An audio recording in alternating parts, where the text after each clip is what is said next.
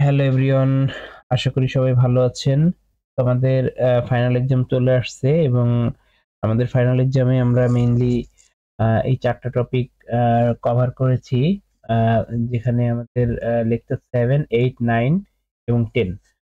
তো এই লেকচারগুলোর উপর একটা ওভারভিউ দেওয়ার চেষ্টা করব।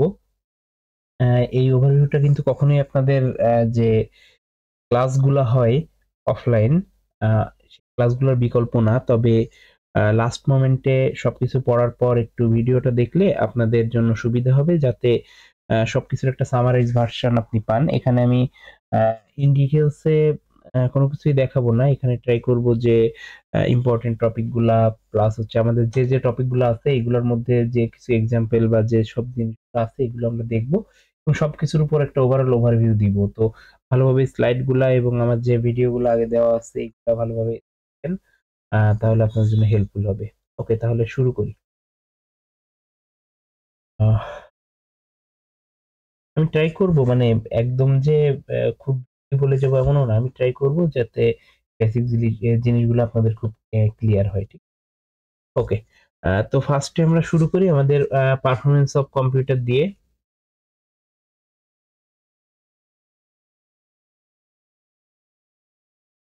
আ তো আ আমাদের পারফরম্যান্স অফ কম্পিউটার লেকচার 7 এখানে হচ্ছে আমরা কম্পিউটারের পারফরম্যান্স নিয়ে দেখব। তো দেখেন এখানে এই এক্সাম্পলটা আমাদের আগেও ক্লাসে অনেক ভাবে দেখানো হয়েছে যে আমাদের এখানে ১ টা ২ টা ৩ টা ৪ টা ৪ টা প্লেন আছে এবং প্লেনের এখানে প্যাসেঞ্জার ক্যাপাসিটি দেয়া আছে। দেন হচ্ছে এর মাইল কত মাইল এইটা সার্ভিস দিয়েছে। দেন এটা কত কিলোমিটার স্পিডে উড়ে এবং দেখেন এখানে হচ্ছে আপনার প্যাসেঞ্জার ক্যাপাসিটি এবং হচ্ছে আপনার স্পিড এই ২ টার উপর বেস করে কিছু বেঞ্চমার্ক ডেটা বা কিছু থ্রুপুট বের করেছে। ঠিক আছে? এবং এই থ্রুপুট গুলোর উপর বেস করে এখানে হচ্ছে বলতেছে যে কোনটা সবথেকে ভালো।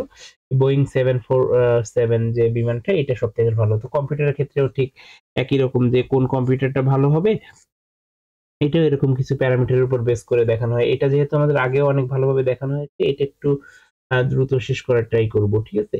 দেখেন এখানে হচ্ছে আমাদের ২ টা কম্পিউটার একই টাইমে রান হয় এবং হচ্ছে একটা ৫ সেকেন্ডে হয়, একটা ৭ সেকেন্ডে হয়। তো অবশ্যই যে কম্পিউটারটা কম সময়ে রান হয় সেটা আমাদের ভালো। আবার আমাদের কিছু প্রোগ্রাম আছে যেখানে ফার্স্ট প্রোগ্রাম ১০ টা সার্ভিসকে স্যাটিসফাই করে এট এ টাইমে এবং সেকেন্ড প্রোগ্রাম হচ্ছে ১৫ টা আ সার্ভিস এট এ টাইমে দিতে পারে। ধরেন ১ সেকেন্ডের মধ্যে ১০ টা সার্ভিস একটা করতেছে। আর আরেকটা হচ্ছে আপনার ১ সেকেন্ডে করতেছে ১৫ টা। তাহলে অবশ্যই যে কম সময়ের মধ্যে বেশি কাজ করতে পারে সেটা বেটার হবে। ঠিক আছে? তো এর জন্য কিছু টার্মস ইউস করা হয় যেমন এর রেসপন্স টাইম বা এক্সিকিউশন টাইম এটা হচ্ছে আপনার স্টার্ট থেকে এন্ড পর্যন্ত একটা টাস্ক আপনি শুরু করতেছেন। ধরেন আপনাদের ক্লাস স্টার্ট হচ্ছে। তো ক্লাসের পুরোটা টাইমই তো আর ধরেন পড়ানো হয় না। ফার্স্ট এ ক্লাসে আসার পর আপনাদের অ্যাটেন্ডেন্স বা কারো কোনো প্রিভিয়াস ক্লাসের প্রবলেম থাকলো কিনা এগুলো সলভ করতে ধরেন ৫ থেকে ১০ মিনিট আমাদের ব্যয় হয়। আ দেন হচ্ছে আবার লাস্টের দিকে যেয়ে আমাদের কি হয়? লাস্টের দিকে যেয়ে আবার লাস্টে হতে পারে বা মিডলে হইতে পারে। আপনি কোন একটা টপিক বুঝতে পারেননি তো ওইটাকে আবার রিক্যাপ করতে বললেন। তাইলে আমাদের টোটাল টার্গেট ধরেন ১৫ টা স্লাইড আমরা একদিনে কভার ১৫ টা পেজ আমরা একদিনে কভার করব। বাট দেখা যাচ্ছে যে আমরা তার মধ্যে থেকে এইটা কভার করতে আমাদের টাইম লাগবে মনে করেন যে ৪০ মিনিট। বাট আমাদের ক্লাসের টাইম ৫০ মিনিট। তো বাকি ১০ মিনিটও তো আমরা ইউজ করতেছি। তো টোটাল আমাদের ক্লাসটা শুরু থেকে শেষ পর্যন্ত আমরা যতগুলা টাস্ক কমপ্লিট করলাম সবকিছু মিলেই কিন্তু আমাদের একটা ক্লাস। তো এই টাইমটাকে বলা হচ্ছে রেসপন্স টাইম বা এক্সিকিউশন টাইম। একইভাবে কম্পিউটারকে আপনি কোন একটা কাজ দিলেন, সেই কাজটা সে কতটুকু সময়ের মধ্যে ফুললি কমপ্লিট করতে পারল, এই টাকে বলা হয় হচ্ছে আপনার রেসপন্স টাইম বা এক্সিকিউশন টাইম। থ্রুপুট হচ্ছে amount of work complete in a given time. মানে কতটা সময়ের মধ্যে যেমন ৫০ মিনিটের মধ্যে আমাদের ক্লাসে যদি আমরা একদিন ধরেন ১৫ টা পেজ পড়াইলাম একটা স্লাইডের, আরেকদিন আমরা ২০ টা পড়াইলাম। তাইলে আমরা যেদিন বেশি পড়তে পারলাম সেদিনটা হচ্ছে আমাদের থ্রুপুট বেশি আসবে। একইভাবে কম্পিউটারকে আপনি ১ সেকেন্ডে এখানে ১০ টা সার্ভিস দিচ্ছে আরেকটা ১৫ টা সার্ভিস দিচ্ছে। তাহলে থ্রুপুট অবশ্যই যেটা ১৫ টা সেকেন্ড যে কম্পিউটারটা এটার ভালো। ঠিক আছে? তো কোনটা বেটার আমরা এখান থেকে সহজেই বলতে পারবো। আচ্ছা। আ তো এখানে আমাদের পারফরম্যান্স ভার্সেস এক্সিকিউশন এই ম্যাথ গুলো আপনাদের ইন ডিটেইলস এ করে দেওয়া আছে। তো যার জন্য আমি এখানে আর খুব বেশি যাচ্ছি না। এখানে performance of x equal to 1 by execution time of x। এটার মানে কি আমাদের performance of X is greater than performance of Y. যদি সেটা হয় তাহলে 1 by execution time of X is greater than 1 by execution time of Y. আমরা এখানে যদি কোনো কম্পিউটার পারফরমেন্স যদি এক্স এর পারফরমেন্স যদি ওয়াই এর থেকে বেটার হয় তাহলে এক্সিকিউশন টাইম কার কম হবে? এর কম হবে। তাহলে কি হচ্ছে এক্সিকিউশন টাইমটা ওয়াই এর কম হচ্ছে, ওয়াই এর বেশি হচ্ছে এবং এক্স এর কম হচ্ছে। এটা একটু খেয়াল রাখবেন যে এটাকে যখন উল্টায় দেওয়া হবে আমরা যদি সিম্বল সেম রাখি তাহলে কিন্তু এক্স আর ওয়াই এর চেঞ্জেসটা এখানে এইভাবে হবে। তো এখানে দেখেন performance of X divide by performance of Y equal to কি দেওয়া আছে? n। তাহলে এই n ভ্যালুটা কি? if x is n times faster than y then the execution time on y is n times longer than its on x। তাহলে কি performance of x divide by performance of y equal to execution time of y। এটা দেখছেন, খেয়াল করবেন যে execution টাইমটা কি হবে আপনার উপরে চলে যাবে, কারণ কি এটা হচ্ছে ইনভার্স 1 বাই এক্সিকিউশন টাইম, ঠিক আছে? তো এই জন্য যাচ্ছে। আচ্ছা, তাহলে হচ্ছে আমরা একইভাবে আমাদের যদি একটা কোশ্চেন আমরা সলভ করি, কোশ্চেনটা হচ্ছে কি একটা কোশ্চেন আমাদের দেওয়া আছে যে if computer X runs a program in 10 seconds and computer Y runs the same program in 15 seconds, how much faster X than Y? তো এটাকে আমরা কিভাবে করতে পারি? Performance of X divided by performance of Y equal to execution time of Y divided by execution time of X। তাহলে X হচ্ছে কতক্ষণ execution, Y এর এক্সিকিউশন টাইম কত 15 এবং X এর এক্সিকিউশন টাইম কত 10, তাহলে 1.5। তাহলে performance of x equal two performance of y Times 1.5, ঠিক আছে? তো 1. y এর x এর পারফরম্যান্স হচ্ছে y এর তুলনায় 1.5 গুণ বেশি ফাস্টার।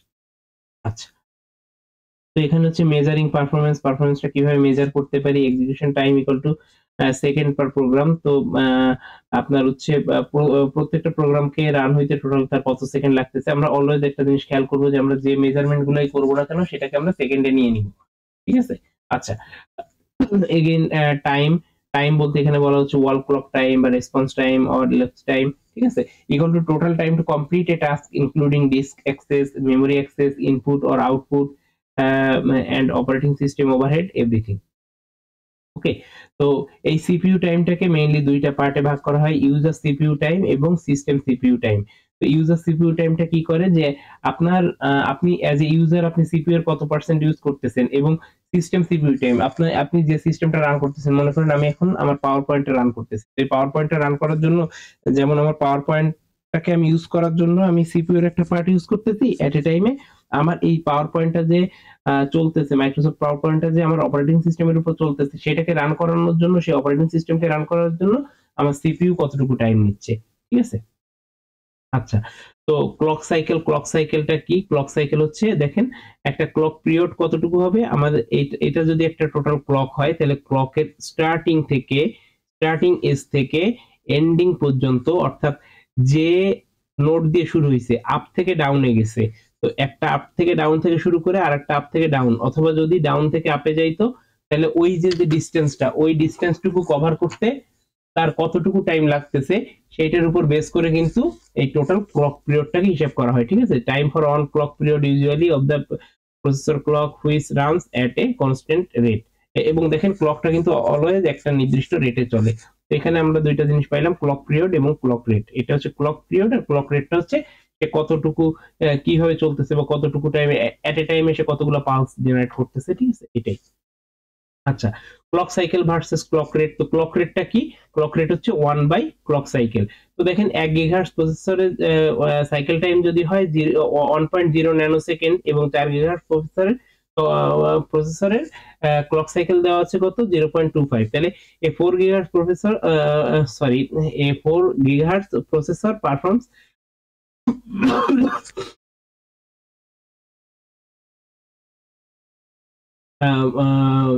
40 কোটি ক্লক সাইকেল পার সেকেন্ড, ঠিক আছে? তো computer processor can execute one or more instructions per clock cycle. তো দেখেন প্রত্যেকটা ক্লক সাইকেলে একটা বা তার থেকে বেশি যে প্রসেস বা যে প্রোগ্রাম সেটাকে এক্সিকিউট করতেছে। তাহলে আপনার দেখেন এই যে টাইম এতগুলো সাইকেলে সে মানে 1 সেকেন্ডে 4 গিগাহার্টজ প্রসেসর 1 সেকেন্ডে কতগুলা কাজ কমপ্লিট করতে পারতেছে, ঠিক আছে? Depending on the processor type. আচ্ছা, এখন দেখেন এখানে একটা ফর্মুলা দেয়া আছে, CPU clock execution time for a program equal to CPU clock cycle for a program times clock cycle time, ঠিক আছে? তো এটার অল্টারনেটিভ যে ইয়েটা যে CPU execution time for a program, কারণ কি আমরা যে ক্লক সাইকেল মানে কি 1 বাই ক্লক রেট আমরা একটু আগে দেখে আসছি, তো ওইটাকে আমরা ফর্মুলাটাকে এভাবে লিখতে পারি। এখানে প্রবলেম একটা মানে করে দেওয়া আছে যে আমাদের একটা ইয়ে প্রোগ্রাম যেটা হচ্ছে আপনার 10 সেকেন্ডে আপনার কম্পিউটারে চলতেছে, which has a 2 gigahertz clock, ঠিক আছে। তো we are trying to help a computer, মানে আমরা আগেও এই প্রবলেম সেম প্রবলেমটাই সলভ করা দেখছি। তো এটাকে হচ্ছে আপনারা এইভাবে সলভ করবেন, সলভটাও দিয়ে দেওয়া আছে এবং আপনারা মিড টার্মে ওটা করছেন যে কিভাবে সলভ করতে হবে। তো এই জন্য এটাকে আর কি অত টাইম নিয়ে দেখালাম না। এটার জন্য যে ভিডিও দেওয়া আছে মিড টার্মের টাইমেও সলভ করে দেওয়া ছিল, ওইটা একটু দেখে নিবেন যদি না বুঝেন, বা এখানে হচ্ছে একদম করে দেওয়া আছে, ঠিক আছে। বাট ম্যাথটা ইম্পর্টেন্ট, ম্যাথটা ভালোভাবে দেখবেন।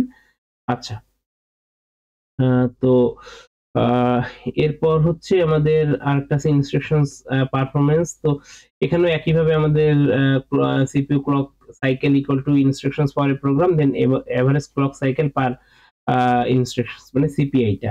তো এইটাও আপনার এই একই এরকম একটা ম্যাথ দেওয়া আছে, সিপিআই টিপে দেওয়া আছে। তো এটা কিভাবে সলভ করবেন, মানে এখানে অ্যাকচুয়ালি সলভটা দিয়ে দেওয়া আছে। তো এই জন্য এটা একটু দেখে নিন, ঠিক আছে। এবং ম্যাথগুলো খুবই ইম্পর্টেন্ট, ম্যাথগুলো অবশ্যই খুব ভালোভাবে প্র্যাকটিস করবেন। দেন আরেকটা ম্যাথ দেওয়া আছে, এটারও সলভ এখানে দিয়ে দেওয়া রয়েছে। তো ভিডিওটা অনেক লং হয়ে যাবে আর কি যদি প্রত্যেকটা ম্যাথ লাইন বাই লাইন বোঝাই। অলরেডি যেহেতু দেওয়া আছে এই জন্য আমি লাইন বাই লাইন যাচ্ছি না। আপনারা মিড টার্মের টাইমে যেটা দিয়েছিলাম ওইটা একটু দেখবেন, ঠিক আছে। যে এখানে কিভাবে হচ্ছে সলভটা করতেছে, সিপিইউ ক্লক সাইকেল কিভাবে বের করতেছে, সিপিআইটা কিভাবে কাউন্ট করতেছে, ঠিক আছে, এই জিনিস। আচ্ছা, আর তারপরেও কোথাও কোনো প্রবলেম হইলে অবশ্যই আমার সঙ্গে কমিউনিকেট করবেন, আমি হেল্প করার ট্রাই করব।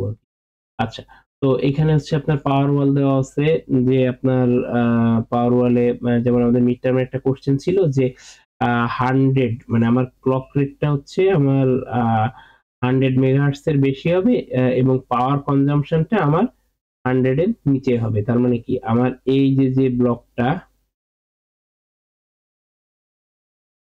দেন এই 100 এর যে ব্লকটা,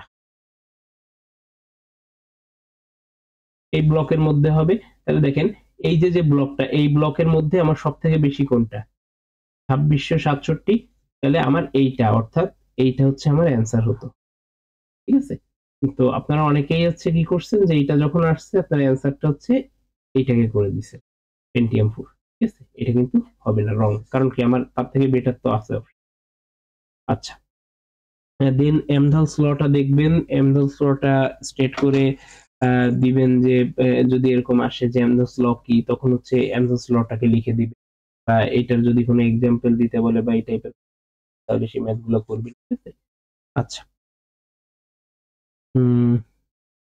তো আশা করি যে এই লেকচারটা যেহেতু আমাদের আগেই পড়া, এই জন্য এটা আমি একটু ফাস্ট যাওয়ার ট্রাই করলাম এবং এটার উপর ভিডিও দিয়ে দেওয়া আছে, সম্ভবত আপনাদের ডিসকর্ডে দিয়ে দেওয়া আছে। রিসোর্সেস এর মধ্যে এই যে লেকচার 3 থেকে 7, তো এই লাস্টের পার্টে হচ্ছে আপনার ওইটার উপর একটা ভিডিও দেওয়া আছে, ঠিক আছে।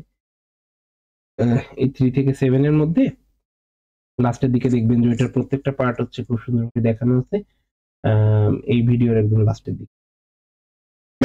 আচ্ছা, আমরা এবার হচ্ছে আমাদের লেকচার 8 এ যাই, ঠিক আছে। লেকচার 8 এর উপরও আপনাদের একটা ভিডিও দেওয়া আছে, এই যে লেকচার 8 এর উপরও একটা ভিডিও দেওয়া আছে এবং এখানে ইন ডিটেইলস এ বলা আছে। তো এইটার থেকে ডিটেইলসটা দেখে নিবেন, এবং আমি এখানেও আর কি একটু ব্রিফলি বলে যাওয়ার ট্রাই করব যে এখান থেকে আমরা ইম্পর্টেন্ট কোনগুলো বা কি এখানে আপনাদের যে ভুলগুলো হয়েছে।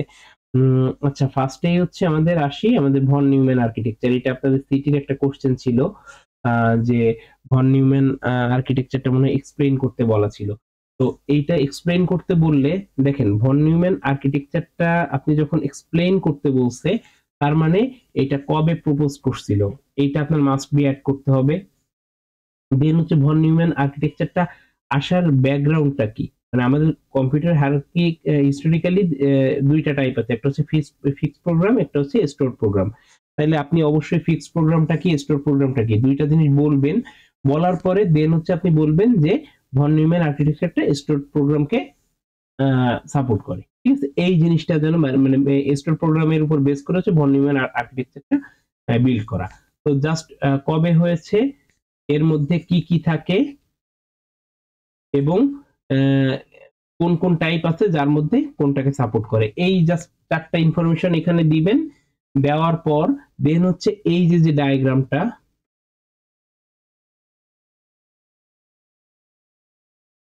এই ডায়াগ্রামটা মাস্ট বি আঁকবেন, ঠিক আছে? এই ডায়াগ্রামটা মাস্ট বি আঁকবেন। আপনার হচ্ছে কম্পোনেন্টটা অপশনাল, এটা যদি আপনি নাও দেন তাও কোনো সমস্যা নেই, কারণ আপনাকে এখানে বলছে যে আপনার বলা ছিল যে এক্সপ্লেইন করতে, explain von Neumann architecture, but হচ্ছে এটা দিয়ে দেওয়া ভালো, এটা দিয়ে দিলে বেটার হবে, ঠিক আছে? কারণ হচ্ছে আপনি যেহেতু এই সবগুলো আঁকতেছেন, বাট এই ডায়াগ্রামটা অবশ্যই দিবেন, এবং মাস্ট বি ডায়াগ্রামের নিচে এরকম করে লিখবেন ফিগার অন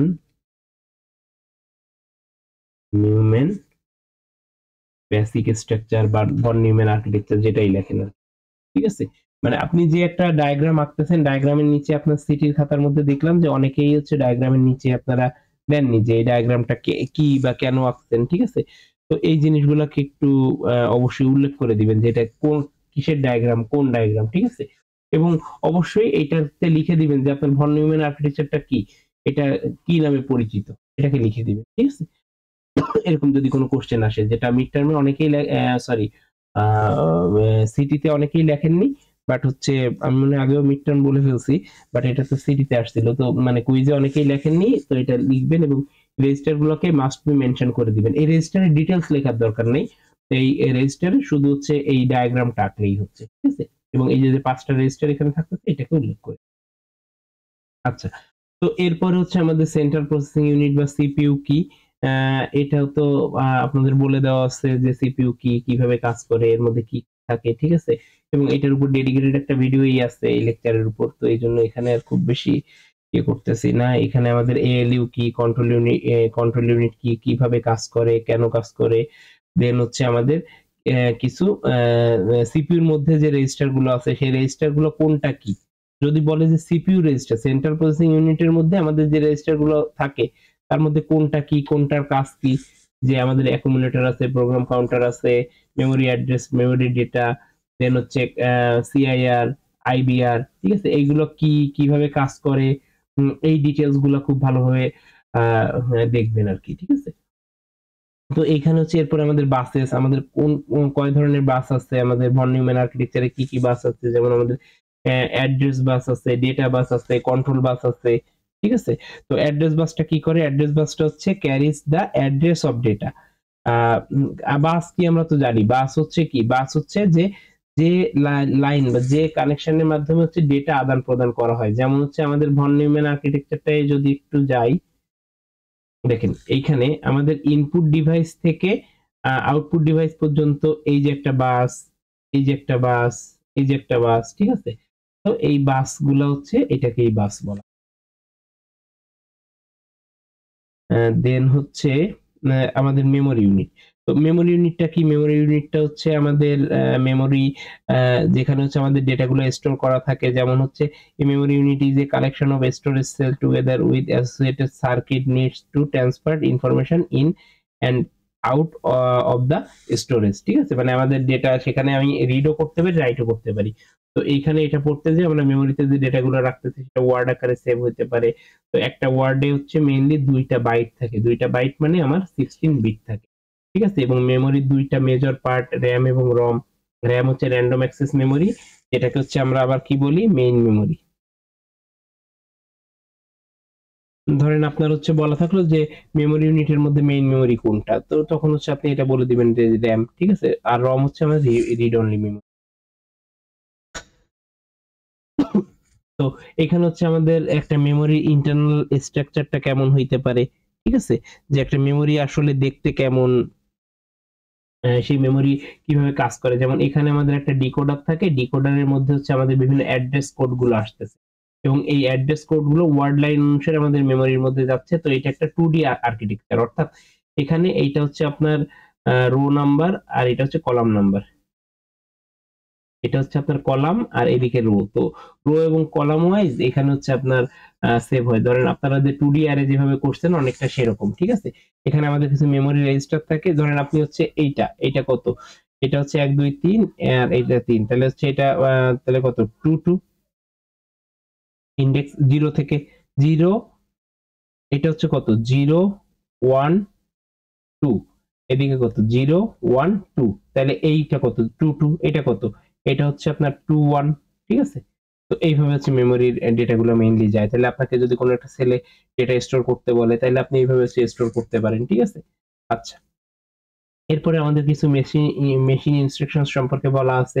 ইনস্ট্রাকশনস কোডটা কি? A programming set is a set of instructions that specify the operation operand and the sequence. তো কোন সিকোয়েন্সে ডেটা যাবে বা কি করবে, ঠিক আছে। ইনস্ট্রাকশন কোডগুলা কিভাবে যাচ্ছে, তো এইখানে হচ্ছে আমাদের মেইনলি ইনস্ট্রাকশনস কোডটাকে মেইনলি দুইটা পার্টে ভাগ করা হয়। ইনস্ট্রাকশন কোডটাকে মেইনলি দুইটা পার্টে ভাগ করা হয়। একটা হচ্ছে অপকোড। অপকোড আপনি যখনই লিখবেন তখনই বলে দিবেন যে আমাদের যদি 16 বিটের ইনস্ট্রাকশন কোড হয় তাহলে অপকোডে আমার যাবে 4 বিট এবং অ্যাড্রেসে যাবে আমার 12 বিট, ঠিক আছে। তো এখানে দেখেন the most basic part of an instructions code, সেটা কি a group of bits that define the such operation add subtract multiply shift and complement, ঠিক আছে। এই অপারেশন গুলো করা হয়। তো এটা মেইনলি কিভাবে আমরা ফরম্যাট করি, আমাদের দেখেন একটা ইনস্ট্রাকশনস ফরম্যাট যদি আপনাকে আপনাদের কুইজে ছিল যে ইনস্ট্রাকশনস ফরম্যাটটাকে ডিফাইন করতে একটা এক্সাম্পলের মাধ্যমে, আপনি এক্সাম্পলটা অনেকেই ভুল করছেন যে এইটাকে জাস্ট তুলে দিচ্ছেন, তো এইটা তো এক্সাম্পল চাওয়া হয়নি। আপনাকে অপকোড যখন বলছে আপনি যে কোনো একটা লিখে দিবেন 001, তো এইটা এইখানে এইটা লিখবেন, লেখার পরে এটার অপকোড হিসেবে এখানে লিখবেন এইটা, দেন এই পাশে 011101, এখানে জাস্ট হচ্ছে আপনার যে বাকি 12টা বিট সেটা লিখে দিবেন এবং জাস্ট এইটুকু লিখলেই কিন্তু আপনার ইনস্ট্রাকশনস ফরম্যাটের একটা ইয়ে চলে আসলো। এবং একইভাবে আপনি সাইডে একটা মেমোরি দেখায় দিবেন, বাট শুধু এই ইমেজটা এঁকে রাখলে এখানে হবে না, ঠিক আছে। তো এই জিনিসটাকে হচ্ছে ট্রাই করবেন যাতে ভুল না যায়। এবং ওইটা যখনই এক্সাম্পলটা দিবেন মাস্ট বি হচ্ছে আপনি তারপরে লিখে দিবেন যে এখানে কোড প্লাস অ্যাড্রেস টোটালটা মিলে হচ্ছে আপনার এই দুইটা পার্ট, এই দুইটা পার্টকে হচ্ছে আপনার আলাদা করতেছে এবং কোন পার্টে কয়টা, যে এখানে 4টা বিট যাচ্ছে যেটা হচ্ছে কোথায় অপকোড আর অ্যাড্রেসে যাচ্ছে আপনার 12টা বিট, এটা আপনি মেনশন করে দিবেন। যার কারণে এই 12 বিটের জন্য আপনার মেমোরিতে 4096টা ওয়ার্ড এখানে মানে ডেটা স্টোর করা পসিবল। কারণ কি আপনার 4টা চলে গেল, বাকি 12টা থাকলো, তাহলে 2 টু দি পাওয়ার 12 যদি আপনি করেন তাহলে এই 4096টা ডিফারেন্ট ইউনিক মেমোরি অ্যাড্রেস রাখার জায়গা আপনি পান মেমোরিতে, ঠিক আছে। এবং সেই অ্যাড্রেসের মধ্যে আপনি আবার যে প্রত্যেকটা অ্যাড্রেসের মধ্যে 16 বিটের একটা ডেটা আপনি সেখানে রাখতে পারেন, যেটা হচ্ছে আমরা লেকচার 9 এ এক্সাম্পলের মধ্যে দেখছি। এরপর হচ্ছে এইটা আপনাদের ছিল যে রেজিস্টারের যে বেসিক কম্পিউটার যে রেজিস্টার গুলো, তো দেখেন এখানে কয়টা আছে 1 2 3 4 5 6 7 8, তো এখানে যে 8টা আছে যদি আপনাকে এটা বলে যে list of register in basic computer বা what are the functions of the basic registers, তো তখন অবশ্যই হচ্ছে আপনি রেজিস্টারের সিম্বলটা দিবেন, দেন কতগুলা বিট লাগতেছে, তার রেজিস্টারের নামটা কি এবং সেই রেজিস্টারের কাজটা কি, এভাবে দিতে পারেন। এবং সেটার এক্সাম্পলটাকে আপনার এই যে রেজিস্টার গুলো আছে রেজিস্টার গুলো কিভাবে থাকতেছে বিট ওয়াইজ এভাবে দেখাই দিবেন। এবং আপনি যদি ওইভাবে লিখতে না চান তাহলে এইভাবে লিখবেন, কিন্তু এইভাবে লেখার পরে আপনি মাস্ট বি এখানে উল্লেখ করে দিবেন কতগুলা বিট থাকে, ঠিক আছে, কতগুলা বিট। যেমন হচ্ছে আমাদের ডেটা রেজিস্টারে কয়টা বিট এখানে বলে দেওয়া হয়েছে, ডেটা রেজিস্টারে আমাদের 16টা বিট, তাহলে ওখানে লিখবেন যে holds the memory operand and it holds 16 bits of data, ঠিক আছে। তো এই জিনিসটাকে মেনশন করে দিবেন। ওকে, এটাও আমি ব্রিফলি গেলাম, এটার একটু বেশ বড় ভিডিওই দেওয়া আছে। দেন হচ্ছে আমাদের লেকচার 9টাতে আমরা যাই। তো লেকচার 9 10 এর উপর যেহেতু ডেডিকেটেড কোনো ভিডিও নাই, তো এটা একটু ইন ডিটেইলসে যাওয়ার ট্রাই করব। তো আগের জিনিসগুলো মনে হয় মোটামুটি বুঝছি আমরা। লেকচার 9 এ হচ্ছে top level view of computer function and interconnection, এখানেও আমাদের কিছু বাস সম্পর্কিত কথা আছে। আসলে কি আমাদের যখন আমরা কম্পিউটার আর্কিটেকচার সম্পর্কে পড়বো, তো মেইনলি আমাদের অলওয়েজ ফোকাস করতে হবে যে আমাদের কানেকশন গুলো কিভাবে হচ্ছে, কোনটা থেকে কোনটায় কানেকশন যাচ্ছে, ইন্টারকানেকশন গুলো কিভাবে যাচ্ছে, ডেটাটা কিভাবে পাস হচ্ছে, ঠিক আছে, সেই সব জিনিস সম্পর্কে এখানে একটা ব্রিফ ধারণা দেওয়া আছে। তো কম্পিউটারের একটা প্রোগ্রামিং এর যে ব্যাপারটা, তো মেইনলি 3টা কি কনসেপ্টের উপর এটা ডিপেন্ড করে যে data and instructions are stored in a single read write memory. আপনার একটা মেমোরি থাকবে, যে মেমোরির মধ্যে হচ্ছে আপনার ডেটাগুলা আপনি সেভ করে রাখবেন। ঠিক আছে। এবার সেটা রাখার পরে the contents of this memory are addressable by location without regard to the type of data combined there. তো সেখানে কোন টাইপের ডেটা আছে বা কি আছে সেগুলো, এবং লাস্টে কি execution occur in a sequential fashion unless explicit modified from one instructions to next. আচ্ছা, এখানে দেখেন হার্ডওয়্যারের মধ্যে প্রোগ্রামিংটা কিভাবে হচ্ছে। আপনি ডেটা দিচ্ছেন sequence of arithmetic and logic function. তার মানে কি আপনার ডেটাটা এই সিকোয়েন্স হিসেবে সেখানে থাকতেছে যে কোনটা অ্যারিথমেটিক কোনটা লজিক সেভাবে যাচ্ছে, এবং ফাইনালি আপনি রেজাল্টটা পাচ্ছেন। অর্থাৎ আপনি এখান থেকে 0 1 0 1 1 এরকম কিছু একটা দিচ্ছেন, এবং সেই সিকোয়েন্সে আপনি যদি প্লাস অ্যারিথমেটিক কোনো অপারেশন করতে বলছেন নাকি লজিক্যাল অপারেশন করতে বলছেন, সেই সিকোয়েন্সে ডেটাগুলো রেজাল্টে বের হয়ে যাবে। বাট আপনি যখন প্রোগ্রামিং ইন সফটওয়্যার মানে সফটওয়্যারের মধ্যে যখন করবেন, তখন ফার্স্টে আপনি যে কোডটা দিলেন, সফটওয়্যারে আমরা নরমালি আপনি যদি মনে করেন যে আপনি সি তে কোড লিখতেছেন বা জাভাতে কোড লিখতেছেন, তাহলে আপনি যে কোডটা করছেন সেইটা ইন্টারপ্রেটারের মাধ্যমে হচ্ছে কন্ট্রোল সিগন্যাল পাঠাবে একটা, যে কন্ট্রোল সিগন্যালটা কি করবে, আপনি যে ইনস্ট্রাকশনসটা দিচ্ছেন সেই ইনস্ট্রাকশনসটাকে কন্ট্রোল সিগন্যালের মাধ্যমে সে হচ্ছে আপনার general purpose arithmetic and logic function, ঠিক আছে, জেনারেল পারপোজ অর্থাৎ যে আপনি যে ধরনের কাজই করেন সেই ইনস্ট্রাকশনস গুলো এখানে আসবে, এবং ডেটাটা আলাদা লাইন দিয়ে দিতে হবে। এখানে আপনার কি আপনি যে ডেটাটা দিচ্ছেন সেটা সিকোয়েন্স ওয়াইজ আপনার চলে যাচ্ছে রেজাল্টে হার্ডওয়্যারে, বাট আপনি যখন সফটওয়্যারে দিচ্ছেন আপনি ইনস্ট্রাকশনস কোডটাকে সে ইন্টারপ্রেট করতেছে। ইন্টারপ্রেটার কি করে আমরা দেখছিলাম যে সে লাইন বাই লাইন কোডগুলোকে রিড করে সেটা ইয়ে করে আর কি আপনার সরি আপনার ইন্টারপ্রেটার হচ্ছে আমাদের যে আমরা যে কোডগুলো লিখতেছি সেটাকে কি আপনার মেশিন কোডে কনভার্ট করে দেয়, এবং সেই মেশিন কোড বলতে কি আমাদের হার্ডওয়্যারের রিডেবল একটা ফরম্যাটে দেয়, এবং কন্ট্রোল সিগন্যালের মাধ্যমে সেই সিগন্যালগুলো আসে, এবং যে ডেটাটা আমরা এক্সটার্নালি দিচ্ছি সেই ডেটাটা চলে যায়, সেখান থেকে রেজাল্টটা আসে। আচ্ছা, এরপর হচ্ছে computer components top level view. এখানে কি আছে, main memory stores instructions and data allowing non sequential program execution. তো দেখেন এইখানে হচ্ছে সিপিইউ মেমোরি ইন্টারকানেকশন, এখানে কে কে কাজ করতেছে, এখানে হচ্ছে MAR holds the memory address for the read or write operation.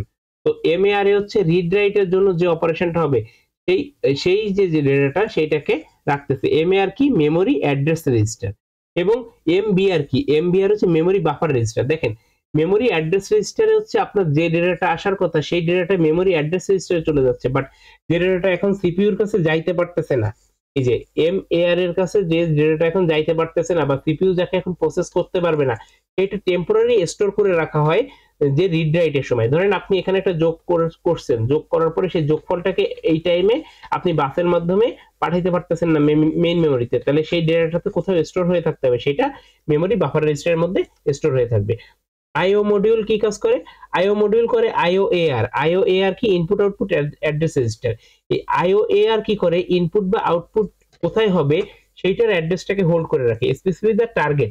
ধরেন আপনি একটা প্রিন্টারের ডেটা পাঠাবেন, তাইলে সে ওই প্রিন্টারের কাছে ডেটাটা পাঠিয়ে দিবে, বাট আপনি যে টাইমে প্রিন্টারের ডেটা পাঠাইছেন সেই টাইমে মনে করেন আপনি ওই ডেটাটা আপনি একটা মানে একটা প্রিন্টারে পাঠাইলেন আর একটা ডেটা আপনি ডিসপ্লেতে দেখতে যাচ্ছেন, তাহলে কি হবে ও টেম্পোরারিলি একটা ডেটাকে বাফারের মধ্যে হোল্ড করে রাখবে, রাখার পরে একটা কাজ যখন কমপ্লিট হবে তখন পরের কাজটা দেখাবে। আমরা এখন তো মানে মাল্টি প্রসেসর ইউজ করি বা আমাদের অনেক অ্যাডভান্স প্রসেসর থাকে, যার কারণে হচ্ছে আমরা এট এ টাইমে মাল্টিটাস্কিং করতে পারি, ঠিক আছে। বাট অ্যাকচুয়ালি আমরা যে আর্কিটেকচারটা নিয়ে পড়াশোনা করতেছি, যেখানে আমাদের 16 বিটের একটা ডেটা নিয়ে আমরা কাজ করতেছি, তো সেখানে তো বুঝতেই পারতেছেন যে এত হিউজ পরিমাণ ডেটা এট এ টাইমে প্রসেস করতে পারে না, বাট আমাদের কম্পিউটার গুলো এট এ টাইমে করতে পারে না, সে আলাদা আলাদা করে। বাট কি হয় যে তার মাল্টিপল প্রসেসর থাকার কারণে আমাদের মনে হয় যে অনেক দ্রুত কাজটা করে ফেলতেছে, বাট সেও ওয়ান বাই ওয়ান কাজই করে, ঠিক আছে।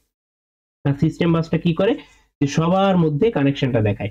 তাইলে আপনাকে যদি এরকম কোনো কোশ্চেন করা হয় যে কম্পিউটার কম্পোনেন্টস এর টপ লেভেল ভিউটাকে হচ্ছে ড্র করতে, বা এটা টপ লেভেল ভিউটা কি, ঠিক আছে, তো সেইটাকে তখন কিন্তু আপনি হচ্ছে এই যে ডায়াগ্রামটা আমার আছে এই ডায়াগ্রামটা লেখার সঙ্গে সঙ্গে আপনার আঁকার সঙ্গে সঙ্গে এই সাইডের এই যে লেখাগুলো এই লেখাগুলোকেও কিন্তু আপনার এখানে দিয়ে দিতে হবে, ঠিক আছে। আচ্ছা, এরপরে হচ্ছে আমাদের আছে বেসিক ইনস্ট্রাকশন সাইকেল। তো বেসিক ইনস্ট্রাকশন সাইকেল আমাদের মেইনলি কাজটা কি, ডেটা ফেস করা দেন হচ্ছে এক্সিকিউট করা, এই দুইটা স্টেপই কিন্তু মেইন কাজ। তো এখানে কি করতেছে এখানে ডিটেইলসে লেখা আছে, আমি জাস্ট এই ডায়াগ্রামটা থেকেই বোঝাই। এখানে হচ্ছে আপনার থিওরিটিক্যালি ভাবে লেখা রয়েছে, ঠিক আছে? যে ফার্স্টে স্টার্ট করলো, স্টার্ট করার পর আপনার ফেস নেক্সট ইনস্ট্রাকশনস। আচ্ছা, এই একবারেই নেক্সট ইনস্ট্রাকশনস এর কাছে কেন গেল? কারণ কি? তার কাছে এখন কিছু নাই, মানে আমি যেটা দিচ্ছি ওইটাই তার জন্য নেক্সট ইনস্ট্রাকশন। ঠিক আছে? এই মুহূর্তে তার কাছে কোনো ডেটা নাই। আমি এখন যেটা দিব সেটা তার কাছে নেক্সট ইনস্ট্রাকশন, এবং সে সেটাকেই কাজ করা শুরু করবে। তাহলে যে কাজটা তার কাছে কিছু ছিল না, জিরো ছিল, সে এখন সেটাকে বাদ দিয়ে এখন 1 নাম্বার কাজটাকে নিয়ে আসলো। আনার পরে সেই কাজটাকে সে এক্সিকিউট করলো। সেই ইনস্ট্রাকশনটাকে এক্সিকিউট দ্য ইনস্ট্রাকশন। করার পর যদি তার মনে হয় যে এই কাজটাকে সে এখন স্টপ করে দিবে বা এই কাজটাকে সে আর আগাবে না, তাইলে হচ্ছে হল্ট করে দিবে, হল্টে পাঠিয়ে দিবে। তার মানে কি এই কাজটা আর সে এক্সিকিউট করবে না। বাট এটা যদি এক্সিকিউশন কমপ্লিট হয়ে যায় তাহলে কি করবে? এক্সিকিউশন সাইকেল আবার ফেস সাইকেলের কাছে যাবে, যে সে কি করবে যে আর কোন ইনস্ট্রাকশনস আছে কিনা সেটাকে আবার রিট্রিভ করার ট্রাই করবে। ঠিক আছে? এই জিনিসগুলো এখানে লেখা আছে। আচ্ছা, এরপরে আমাদের কি আছে? Face cycle. ফেস সাইকেল কি করে? Program counter holds the address of next instructions to fetch, then হচ্ছে program fetch the instructions from the memory location by program counter, increment program counter, load the instructions in the instructions register IR, এবং হচ্ছে processor interrupt the instructions and perform required action. আচ্ছা, এই জিনিসগুলো আমাদের উদাহরণ আছে। আপনাদের একটা অ্যাসাইনমেন্ট দেওয়া ছিল, এই অ্যাসাইনমেন্টও এই কাজই করতে বলা ছিল। আমরা উদাহরণের মাধ্যমে খুব ভালোভাবে দেখব। ঠিক আছে? তো এক্সিকিউট সাইকেল, এক্সিকিউট সাইকেলে কি হয়? প্রসেসর মেমরি, প্রসেসর আর মেমরির মধ্যে যে ডেটাটা আদান প্রদান হচ্ছে, যে data may be transfer from processor to memory or from memory to processor. যেটা হচ্ছে প্রসেসর থেকে আইও, এটাও একই, যে প্রসেসর থেকে হয় ডেটা আইওতে যাবে অথবা আইও থেকে কোনো ডেটা প্রসেসরে আসবে। আর আপনার ডেটা প্রসেসিং, এখানে যে কি হচ্ছে, the processor may perform some arithmetic or logical operation on data and কন্ট্রোলে যে কি হচ্ছে, and instructions may specify that the sequence of execution be altered. ঠিক আছে? যে কোনটাকে চেঞ্জ করা হচ্ছে, কোনটাকে হবে, কোনটাকে হবে না সেটা। এখানে একটা এক্সাম্পল দেওয়া আছে। ধরেন আপনার একটা ইনস্ট্রাকশনস আছে 149 লোকেশনে, which specific that the next instructions to be instructions be from location 182। তাহলে দেখেন আপনার 149 কে যখন এক্সিকিউট করলো, এখন আপনার এইটা যখন 195 কে এক্সিকিউট করতেছে, তখন পিসি এর ভ্যালু চেঞ্জ হয়ে 149 থেকে চেঞ্জ হয়ে 182 হয়ে গেছে, নট 150। ঠিক আছে? The processor will remember this fact by setting the program counter to 182. Thus, on the next phase cycle, the instructions will be fetched from the location 182 rather than 150. কারণ কি? আপনার মেমোরিটা এরকম ছিল, মেমোরিতে যদি এরকম থাকে, এখানে ছিল 149 দেন 150, এরকম করতে করতে এসে 182 এখানে আছে। বাট আপনার প্রোগ্রাম কাউন্টার কি করবে? যে কাজটা আমার হয়ে গেছে এর পরের ইনস্ট্রাকশনসে লেখা আছে 150, তার মানে সে কি করবে? সরি 182, তাহলে 150 তে না যেয়ে সে 149 থেকে জাম্প করে 182 এর এক্সিকিউশনের কাছে চলে আসবে। আচ্ছা, এবার হচ্ছে প্রোগ্রাম এক্সিকিউশনের কিছু এক্সাম্পল দেওয়া আছে। এখানে যেমন একটা এক্সাম্পল দেওয়া আছে যে আমাদের হচ্ছে ফার্স্টে এটা দেখি, ইনস্ট্রাকশনস ফরম্যাট জানি, অপকোড এবং অ্যাড্রেস, এটা খুবই ইম্পর্টেন্ট। ঠিক আছে? ইনস্ট্রাকশনস ফরম্যাটটা, এটা দিয়ে আমাদের এক্সাম্পল গুলো আছে। এখানে হচ্ছে আমাদের পিসি মানে প্রোগ্রাম কাউন্টার, আইআর মানে হচ্ছে ইনস্ট্রাকশনস এক্সিকিউটেড, ইনস্ট্রাকশনস বিন এক্সিকিউটেড, আর এসি হচ্ছে অ্যাকুমুলেটর, টেম্পোরারি স্টোরেজ। আর সিপিইউর মধ্যে আপনার এই যে তিনটা সিপিইউর মধ্যে যে রেজিস্টার গুলো থাকে, তার মধ্যে হচ্ছে যে ডেটা গুলো, অর্থাৎ এই অপকোড গুলো যা থাকবে এই ওয়াইজ কাজ করবে। তো আমি বলছিলাম যে এই 5টা অপকোড আপনারা একটু মনে রাখবেন যে কোন অক্ষরটার কি কাজ। ঠিক আছে? এইটা ওয়াইজ হচ্ছে কাজগুলো হবে। যেমন আমাদের কাছে একটা আইও ডিভাইস আছে, এ এবং বি, দুইটা ডিভাইস আছে। এর অ্যাড্রেস হচ্ছে আমাদের এটা দেওয়া আছে, এরকম থাকতে পারে, বা আপনাদের অ্যাসাইনমেন্টে যেমন দেওয়া আছে ওরকমও থাকতে পারে।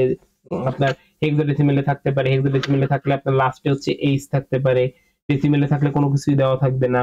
আর যদি হচ্ছে আপনার এইচ দেওয়া না থাকে তাহলে 946, এটা ব্র্যাকেটে আপনার 16 দেওয়া থাকতে পারে, অথবা হচ্ছে আপনার এখানে 8 দেওয়া থাকতে পারে। ধরেন এখানে 8 দেওয়া আছে, তো 8 দেওয়া আছে বাট এখানে কত 9, তার মানে কি এটা অক্টাল নাম্বার না? তাহলে ফার্স্টেই বলে দিবেন যে এখানে কোশ্চেনে প্রবলেম, মানে কোশ্চেনে যেটা দেওয়া আছে সেটা প্রবলেম বলতে ইনভ্যালিড। তার মানে কি এই ম্যাথটা আর আপনার করা লাগতেছে না, যে আপনি ইনভ্যালিড বলে দিলেই কিন্তু আপনি এখানে ফুল মার্কসটা পেয়ে যাবেন। বাট এটা খেয়াল করবেন যে আপনার কি 16 দেওয়া আছে, 16 দেওয়া থাকলে কিন্তু এখানে আপনার যেটাই দেওয়া থাকুক সেটা একটু দেখে নেবেন যে সেটা আসলে হেক্সাডেসিমেলে আছে কিনা। যদি হেক্সাডেসিমেলে থাকে তাহলে তো অবশ্যই সেটা ভ্যালিড হবে। যদি ধরেন এখানে 946 এটা যদি আপনার ডেসিমেলেও দেওয়া থাকে সেটাও ভ্যালিড, বাট যদি আপনার অক্টালে দেওয়া থাকে সেটা ইনভ্যালিড, বা বাইনারি যদি এখানে বাইনারি বলা থাকে তাহলে সেটাও ইনভ্যালিড। তো এই জিনিসটা একটু খেয়াল করবেন, এটা কিন্তু কোশ্চেনের ভুল হিসেবে ধরবেন না, ঠিক আছে?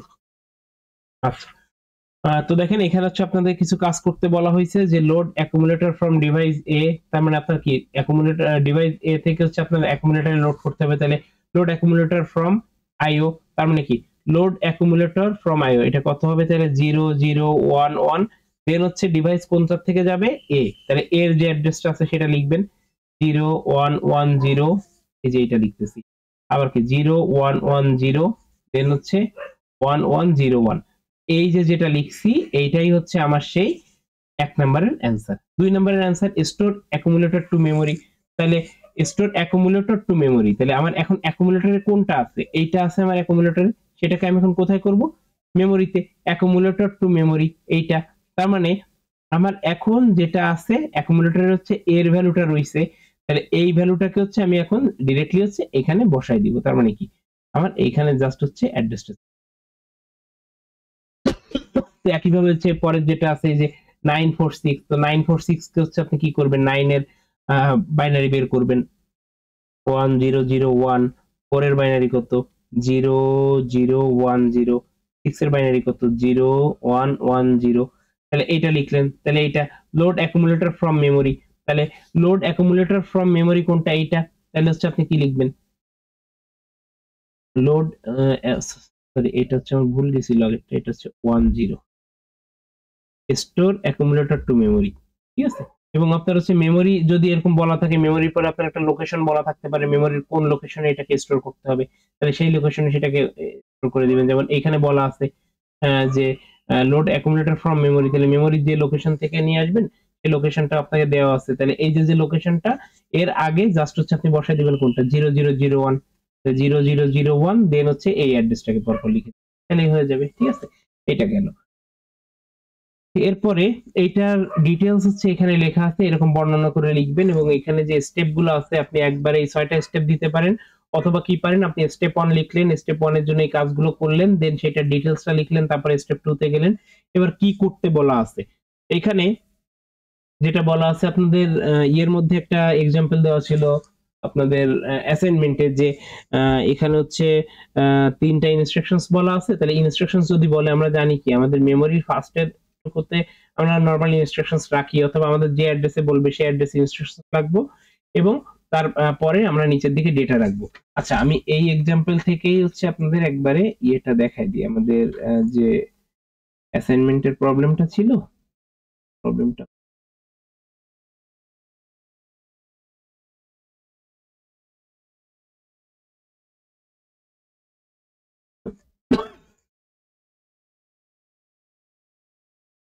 দেখেন, এইখানে হচ্ছে আমাদের বলা আছে যে আমাদের কিছু অ্যাড্রেস দিয়ে দেওয়া রয়েছে, যে ধরেন আমরা এটা করি যে আমাদের অ্যাড্রেস আমরা এটাই করি যে আমাদের কিছু আহ, এই, আমাদের বলা রয়েছে যে suppose we have 3 instructions in the memory location, এটা, তাহলে আমরা একটু এখানে লিখে ফেলি আমাদের সাইটটার মধ্যে। আচ্ছা, আহ,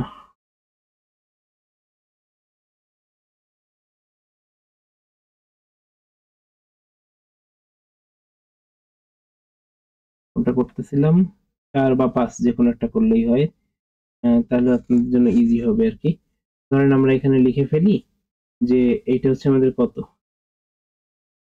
এটা হচ্ছে আমাদের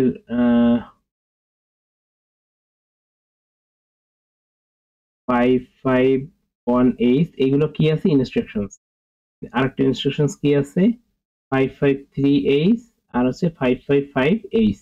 আচ্ছা, আর কত আছে 1980H, এগুলো হচ্ছে কি, এগুলো হচ্ছে এইটা হচ্ছে আমাদের মেমরি লোকেশন, ইনস্ট্রাকশনস গুলো যে মেমরি লোকেশন আছে ইনস্ট্রাকশনস গুলো এখানে দেওয়া আছে, ইনস্ট্রাকশনস গুলো কত 1980H, 5981H, আর হচ্ছে কত 2985H। আচ্ছা, এখানে এগুলো আছে, তাহলে আমাদের দেখেন এই ডেটাগুলো হইলেই কিন্তু শুধু হয়ে যাচ্ছে। আচ্ছা, এখন আমরা যদি একটু এখান থেকে দেখি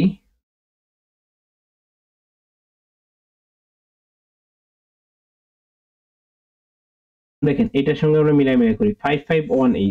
তাহলে আমরা এখানে কি করব, আমরা এখানে লিখে দিব এটা কত 551, তারপরটা কত 553, 553, আর তারপরটা কত, তারপরটা আছে 555, তাহলে 555। এবং এখানে আমার কিছু ইনস্ট্রাকশনস আছে কত 1980H, তাহলে 1980, তারপরটা কত রেড কালার নেই, তারপরটা কত 5981, তাহলে 5981, তারপরটা কত 2985, তাহলে 2985, এই ডেটাগুলো আমার আছে। তাহলে এইটা যদি আমার থাকে তাহলে হচ্ছে আমার কি কাজ, তাহলে এখন আমরা বড় করতে পারি আমাদের ডেটাগুলো যেহেতু লিখে ফেলছি। তাহলে স্টেপ 1 এ হচ্ছে আমরা কি করব, স্টেপ 1 এ আমরা করব যে 551, দেন হচ্ছে 553 আর 555, এটা আছে এবং এটা আছে। তাহলে দেখেন আমাদের এই যে ফার্স্টের তিনটা, এই তিনটা হচ্ছে আমার সেই অপকোড, তাহলে বাকিগুলো অ্যাড্রেস। তাহলে এই অ্যাড্রেস ওয়াইজ আমি এখানে লিখে ফেলবো, তাহলে 980, 981 এবং আরেকটা কত 985, 985, এবং এইটার জন্য আমরা একটা এক্সট্রা ঘর বানাবো। এবার দেখেন আমাদের যে কোশ্চেনটা ছিল,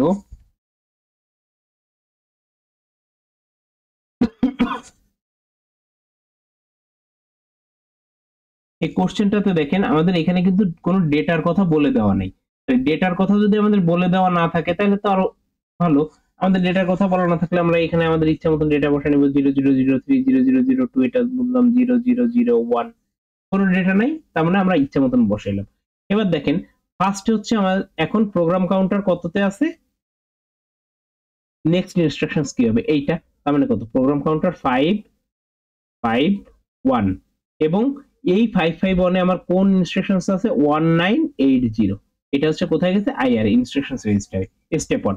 তাহলে স্টেপ 1 এ আপনি এই ডায়াগ্রামটা আঁকলেন এবং নিচে লিখলেন যেমন মেমরি, এইগুলা মেমরির মধ্যে এই ডেটাগুলো আছে, এইগুলো হচ্ছে আমার ইনস্ট্রাকশনস এবং এইগুলো হচ্ছে আমার ডেটা, এবং প্রোগ্রাম কাউন্টারের ভ্যালু এখন এত, অ্যাকুমুলেটরে কোনো কিছু নাই, এবং এইটা। এবার দেখেন এইটা যখনই হয়েছে ইনস্ট্রাকশনসে কি বলা আছে 1, 1 মানে কি, 1 মানে মেমরি থেকে কোন একটা ডেটা আমার অ্যাকুমুলেটরে যাবে। 1 মানে কত 0001, তার মানে 0001 কি লোড অ্যাকুমুলেটর ফ্রম মেমরি, তার মানে মেমরি থেকে আমার অ্যাকুমুলেটরে লোড করতে হবে। বুঝলাম মেমরি থেকে অ্যাকুমুলেটরে লোড করতে হবে, কোন মেমরি থেকে, এইটা হচ্ছে আমার সেই অ্যাড্রেস 980। তাহলে এই যে আমার যে 980 কোথায়, এই যে 980, 980 থেকে, তার মানে এটা আমার কত 980, এটা হচ্ছে 985, এটা হচ্ছে 981, তাহলে 980 যে ডেটা আছে সেটাকে আমি কোথায় নিয়ে গেলাম অ্যাকুমুলেটরে। যখনই এটা এক্সিকিউট করলাম অটোমেটিক্যালি আমার হচ্ছে ভ্যালু এখানে কত হয়ে যাবে, প্রোগ্রাম কাউন্টার পরের ইনস্ট্রাকশনস কত 553, তাহলে এটা হয়ে যাবে 553। এবার 553 যখনই হয়ে গেল তখনই কি হবে, আমার এইখানে যেটা ছিল মানে যা ছিল তাই থাকবে এখানে, কারণ কি এখনো এই ইনস্ট্রাকশনসটাকেই আমরা ইয়ে করতেছি। এবার দেখেন এখন আপনি লিখে দিবেন যে আমার ইনস্ট্রাকশনস এইগুলা ছিল, আমার স্টেপ 2 তে এসে আমার ডেটা এইগুলা ছিল, এবং এখান থেকে আমার এই ভ্যালুটা আমার অ্যাকুমুলেটরে লোড হয়েছে। এবার যখনই আমার অ্যাকুমুলেটরে এটা লোড হয়েছে এখন হচ্ছে আমি কোথায় যাব, এখন হচ্ছে আমি আমার স্টেপ 3 তে যাব। স্টেপ 3 তে আমাকে কি করতে বলা হয়েছে, স্টেপ 3 তে ওই একই ভাবে এই ডেটাগুলো লিখবেন আর কি। এটা তো এই যে এই উপরে যে ডেটাগুলো, এটা হচ্ছে আমার কত ছিল 551, 553, 555, ঠিক একইভাবে এখানেও লিখবেন 551, মানে আমি তো এখানে ওইটার উপর ওভাররাইট করতেছি, আপনারা ক্লিয়ারলি ইমেজটা কিভাবে আঁকবেন 553, দেন হচ্ছে 555, ঠিক একইভাবে হচ্ছে কি করবেন, এখানে হচ্ছে ওই অ্যাড্রেস গুলো, এই যে অ্যাড্রেস আপনি কোথা থেকে পাবেন, এই যে ইনস্ট্রাকশনস এর মধ্যে অপকোড বাদ দিয়ে প্রথমটাকে, এটা এই 4 বিট হচ্ছে অপকোড, অপকোড বাদ দিয়ে আমার যতটুকু সেটা হচ্ছে আমার অ্যাড্রেস। তাহলে অ্যাড্রেস কত 85, মানে কত এখানে হচ্ছে আমার কত যাবে, প্রত্যেকটা একই 888, এটা 5, 888, দেন হচ্ছে এখানে 888, 80, তাহলে দেখেন 5981 এইটা এখন আসছে, কারণ কি আমার এখানে কত থেকে নিতে বলছে 553, এই যে এটা এইটা থেকে এইখানে ইনস্ট্রাকশনটা আসছে, অ্যাকুমুলেটর এখনো কোনটা আগে যেটা আমার লোড ছিল সেটাই লোড করা রয়েছে।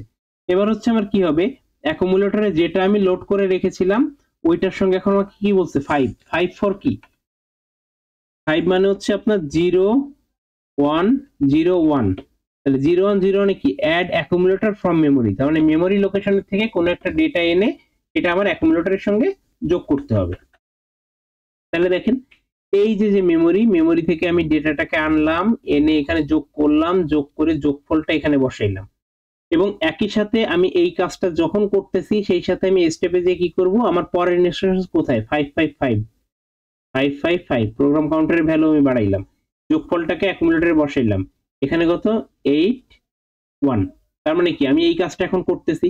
এবার এই কাজটা যখন আমার হয়ে গেছে তখন আমার এখানে যে কত হবে, প্রোগ্রাম কাউন্টার 555 এবং এইটা যখনই করতেছি তখন হচ্ছে আমার এখানে কত আসবে, এই ইনস্ট্রাকশনটা এখানে লোড হচ্ছে 2985, এইটা যখনই লোড হইলো, লোড হওয়ার পর এখন কি হবে 2 ফর কি 0010 0010 কি স্টোর অ্যাকুমুলেটর টু মেমোরি, তাহলে অ্যাকুমুলেটর থেকে আমার মেমোরিতে বসাইতে হবে। তাহলে আমি কি করলাম, অ্যাকুমুলেটরের ভ্যালুটা আমি মেমোরিতে বসাইলাম এবং আমার ইনস্ট্রাকশনস কোনটা কমপ্লিট করতেছি 2985 এবং আমার এই ভ্যালুটা কত চলে যাবে, যেহেতু এরপরে আর কোনো কিছু দেওয়া নেই তাহলে আমরা অটোমেটিক্যালি 556 এটাকে বসাই দিব। এটাকে বসাই দেওয়ার পর আমার এই ভ্যালুটা আমার এখান থেকে এখানে চলে আসলো, ঠিক আছে। তাহলে কি আচ্ছা এখানে আমার কোথায় রাখতে বলা ছিল, এখানে দেখেন এখানে একটু এই যে 5 এ, তাহলে 985, তার মানে কি আমি এখানে তো বসাইতে পারবো না, আমার এই ভ্যালু আপডেট হয়েছে, তাহলে আমি কোথায় বসাবো 985, অর্থাৎ এইখানে যে ভ্যালুটা 2 ছিল 2ই থাকবে এবং এই ভ্যালুটা এসে এখানে বসবে, এখানে কত বসবে 0005 এখানে, কারণ কি আমার ডেটাটা এসে রাখতে বলছে 985 লোকেশনে, 985 লোকেশনে, আর 2 হচ্ছে কি অ্যাকুমুলেটর থেকে মেমোরিতে লোড হবে। এবং এই যে কাজগুলো আমরা করছি এই কাজগুলোর ডিটেলস আপনি একবারেও এভাবে লিখে দিতে পারেন অথবা প্রত্যেকটা স্টেপের পর পর এই কাজগুলোর ডিটেলস লিখে দিবেন। আচ্ছা, আশা করি এখানে আর কারো প্রবলেম নাই। এবার হচ্ছে এখানে আমাদের একটা অ্যাড ইনস্ট্রাকশনস বলা আছে যে আমাদের PDP-11 প্রসেসর, যে প্রসেসরটাতে আমি একটা ইনস্ট্রাকশনস পাঠাইছি অ্যাড BA, এইটাকে যখন পাঠাইলাম সেটা কিভাবে এক্সিকিউট হইলো, সে হচ্ছে কি করছে যে that stored the sum of the contents of the memory location B and A into memory location A, অর্থাৎ কি করছে B এবং এর মধ্যে যে ভ্যালুটা আছে সেটাকে যোগ করে এর মধ্যে স্টোর করছে, ঠিক আছে। এবং এইখানের এই ডেটাগুলো কিভাবে কাজ করতেছে সেটা বলে দেওয়া আছে। দেন হচ্ছে ইনস্ট্রাকশন সাইকেল স্টেট ডায়াগ্রাম, এই ডায়াগ্রামটা যদি আপনার আসে তাহলে আপনি কি করবেন, এই ডায়াগ্রামটাকে মানে এটা আপনি কিভাবে আঁকবেন, আপনার এই যে কাজটা শুরু হচ্ছে আপনার কোথা থেকে, আপনার কোনো একটা ইনস্ট্রাকশনস আসছে, তাহলে আপনি সেই ইনস্ট্রাকশনস অ্যাড্রেসটাকে কি করবেন ক্যালকুলেট করবেন, ক্যালকুলেট আপনি কিভাবে করবেন, এই যে এখানে যেভাবে ক্যালকুলেট করছেন, এইখানে যে আমাদের ইনস্ট্রাকশনসটা আসছিল এই ইনস্ট্রাকশনটা কোথা থেকে আসছিল 553, এইখানে এই লোকেশন থেকে যে ইনস্ট্রাকশনটা আসছে এই ইনস্ট্রাকশনটাকে এখানে কিভাবে করা হয়েছে, এই যে 9 ধরেন এই যে এইখানে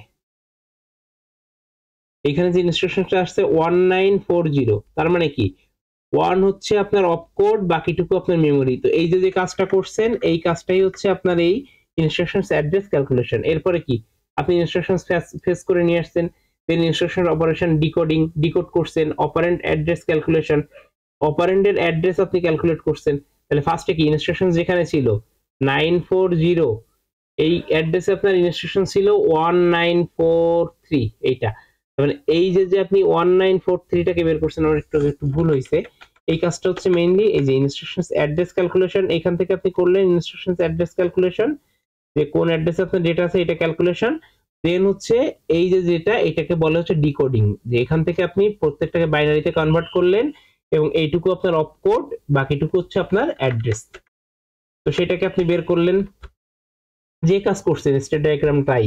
তো এখান থেকে আপনি কি অপারেন্ট ফেজ, যতবার আপনার অপারেন্ট আসবে, যতবার অপারেন্ট লাগবে প্রয়োজন হবে ততবার আপনি কি করবেন এই কাজ করবেন মাল্টিপল অপারেন্ডের জন্য। যখন আপনি পাইলেন তখন কি সেই ডেটার উপর আপনি অপারেশন করবেন, যে যোগ বিয়োগ গুণ ভাগ যা বলছে। এরপর কি অপারেন্ড অ্যাড্রেস ক্যালকুলেশন, আবার কি করবেন ওই যে আমরা যে লাস্টে যে আবার ডেটা রাখতে গেছিলাম, তাহলে সেই রাখতে যাওয়ার জন্য সেই অ্যাড্রেসটাকে আবার ক্যালকুলেট করবেন, যে কাজটা হচ্ছে আমাদের এই পার্টে করা হয়েছিল। এই যে এখানে স্টোর করতে বলছে, তাহলে স্টোর করতে বলার জন্য এই অ্যাড্রেসটাকে আপনি ক্যালকুলেট করছেন 985 এ, তাহলে এই 985 টাকে যে আপনি ক্যালকুলেট করছেন এই কাজটা হচ্ছে আপনি অপারেন্ট অ্যাড্রেস ক্যালকুলেশন ফেজে করতেছেন। ফাইনালি কি করতেছেন, আপনি অপারেন্টটাকে স্টোর করতেছেন, মাল্টিপল হইলে মাল্টিপল অপারেন্টকে একইভাবে স্টোর করতেছেন এবং একইভাবে আবার কি করতেছেন, স্টোর করে আপনার যদি আর কোনো অপারেশন অ্যাড্রেস ক্যালকুলেট করা থাকে সেই কাজটাকে আপনি করতে পারেন।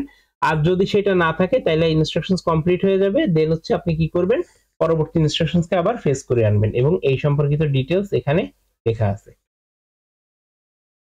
দেন হচ্ছে ইন্টারাপ্ট। ইন্টারাপ্টটা কি? ইন্টারাপ্টটা হচ্ছে কি, আপনি যখন কোনো একটা কাজ করতেছেন, মনে করেন যে আমি এখন কাজ করতেছি, আমি কাজ করার মধ্যে হচ্ছে আমি এখন আমার কারেন্টটা চলে গেল। কারেন্টটা চলে গেলে কি হবে, মনে করেন যে আপনি এখন কাজ করতেছেন, এই ডিসপ্লেটা হঠাৎ করে চলে গেল, তাহলে কি সবকিছু ব্ল্যাক হয়ে গেছে। তো এখন কি আপনি কোনো কিছু লেখা দেখতে পারতেছেন না।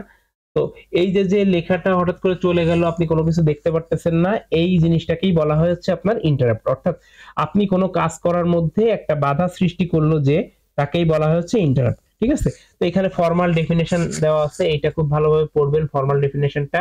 এটা হচ্ছে আইএসআর কি, আইএসআর হচ্ছে ইন্টারাপ্ট সার্ভিস রুটিন। ইন্টারাপ্টটাকে কিভাবে হচ্ছে সার্ভিস দিবে, কিভাবে কাজ করবে সেইটা।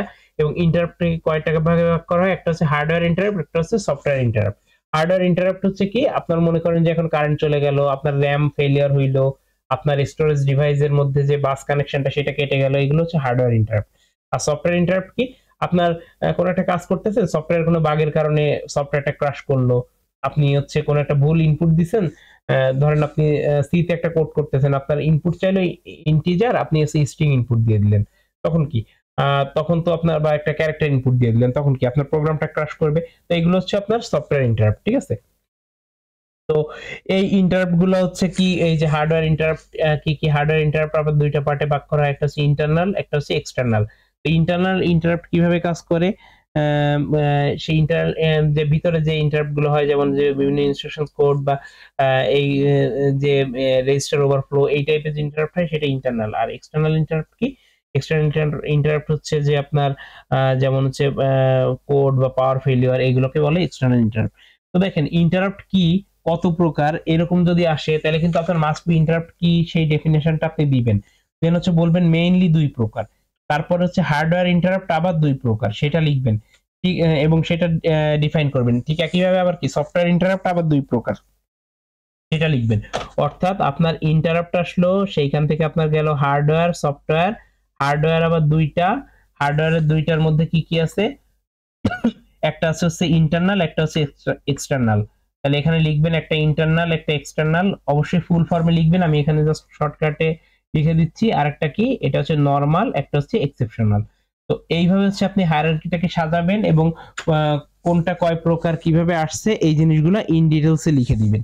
ঠিক আছে, যে কোনটা কোন ধরনের ইন্টারাপ্ট কত টাইপের আছে। ঠিক আছে, যদি আপনার কাছে ডেফিনেশন চাই তাহলে ডেফিনেশন দিবেন, যদি ডেফিনেশন না চাই তাহলে ডেফিনেশন দেওয়ার দরকার নেই, অথবা যদি আপনার শুধু ইন্টারাপ্টের ডেফিনেশন চাই, ইন্টারাপ্টের ডেফিনেশন দিলেন এবং কত প্রকার সেটা চাইলো, তাহলে আপনার প্রত্যেকটা প্রকারের যদি ডেফিনেশন না চাই তাহলে এরকম একটা জাস্ট হায়ারার্কি আপনি লিখে দিলেই হবে, যে interrupt, then hardware interrupt, software interrupt, then hardware আবার দুই প্রকার, সফটওয়্যার আবার দুই প্রকার। দেন হচ্ছে sequence of event involve in handling and আইকিউআর ইন্টারাপ্ট রিকোয়েস্ট কিভাবে হ্যান্ডেল করে। তো আপনার যখন কোনো একটা ডিভাইস চলতেছে, সে একটা ইন্টারাপ্ট রাইজ করলো, রাইজ করার পর দেন কি হবে, the processor interrupt the program currently being executed. তার মানে কি, এখন যেটা চলতেছে সেই প্রোগ্রামটাকে, যেটাকে আমি ইন্টারাপ্ট করছি, ধরেন এই ডিসপ্লেটাকে দেখতেছেন, আমি এখন একটা ইন্টারাপ্ট পাঠাইলাম, ডিসপ্লেটা বন্ধ হয়ে গেল। তো এই যে যে ডিসপ্লেটা বন্ধ হয়ে গেল, সেইটাকে বন্ধ করার জন্য যে প্রসেসগুলো সেটাকে সে চালু করবে। The device is informed that the request has been recognized and the device deactivates the request signal. তার মানে কি, আমি যখন হচ্ছে বন্ধ করে দিচ্ছি ডিসপ্লেটা, বা সেটা বন্ধ করার জন্য কাজ শুরু করছি, তখন কি সে ডিসপ্লের বাকি যে কাজগুলো বা ডিসপ্লেতে যে জিনিসগুলো শো হচ্ছিল সেই রকম সমস্ত সিগন্যাল এবং নতুন কোনো ইন্টারাপ্ট যাতে না আসে, সেই সিগন্যাল রিকোয়েস্টের জন্য যে লাইনটা সেটাকে সে অফ করে দিবে, সেই সিগন্যাল লাইনটাকে অফ করে দিবে।